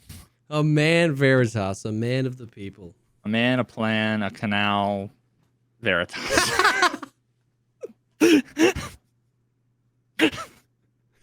That's how that goes, right? Dude, 100%. Oh, shit. I've got so many photos. One of these days, I genuinely need to just have like a... The problem is that I can't like show it on stream without like straight up doxing myself. Yeah. So I have to like go and like open up the image in a new tab and then like delete the URL from the fucking thing. And all right, well, I will have to do it after the podcast.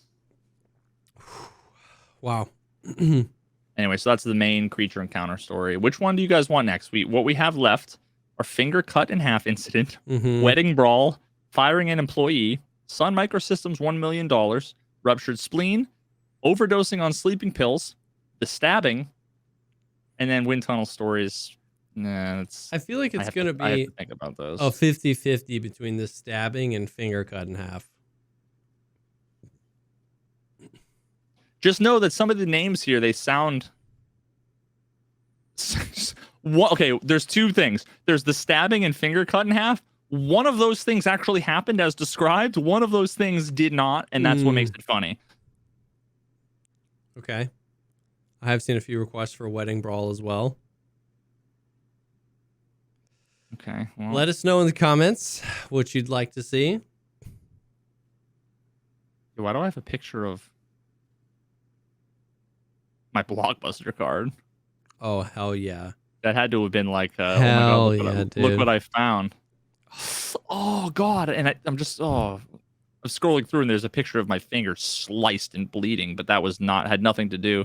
That had nothing to do with finger cut in half incident?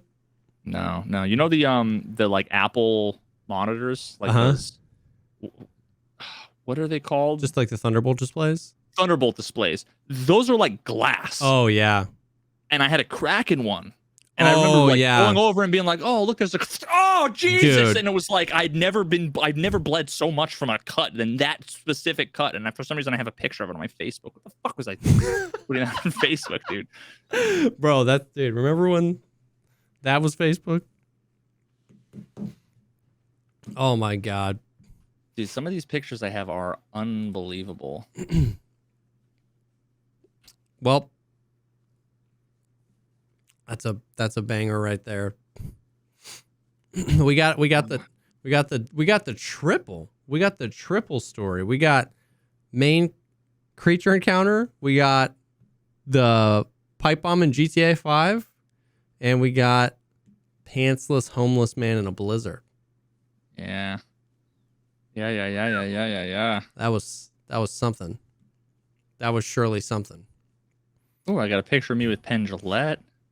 Oh, I have a picture of me with Gideon Bible. Steve Wozniak. The fuck? When I worked at Apple, the Woz just showed up one day. He just walked in. He just walked into the back, and we were like, "Can we all take pictures of you?" And he was like, "Yeah." It was kind of cool. That's amazing. The Woz. Oh my god. I even have a picture in the background. You can see the beaver dam. This is on an LCD, like low res PlayStation based display though. Yeah. Oh my god. Imager new post. Let's do that.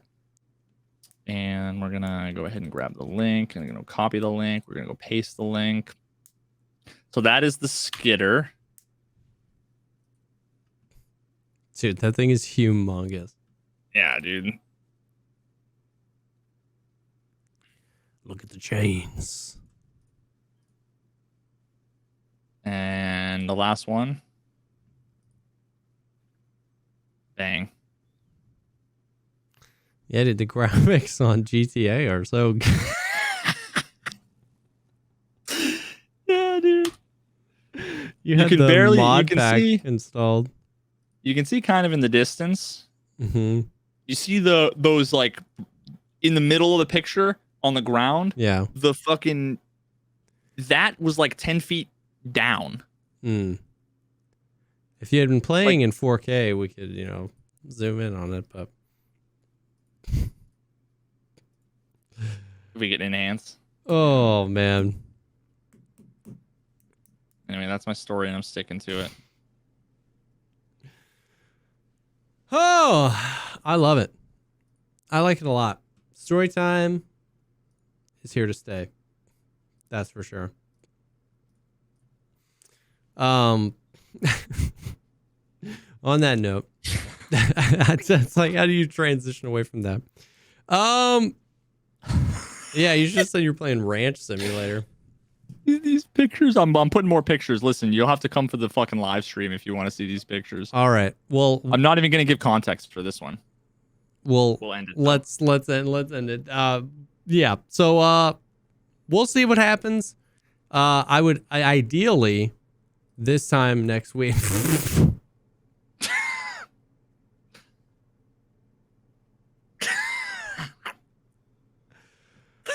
I shouldn't have clicked the link, bro. Who are you, bro? I need to know who you are. Are you? Anyways. Hopefully this time next week we're in straight to Tarkov. If not, we're gonna be further deep down into Veritas's Facebook feed, and this is apparently a scary, dark place. I was such a piece of shit in college. But thank you guys for hanging. I appreciate y'all being here. Thank you for the love on the YouTube and all the places. And yeah, we'll see. I don't know what's gonna happen if depending on when we wipe, when the podcast is gonna be. Stay tuned. Thanks for hanging, and we'll definitely see you on the next. Peace.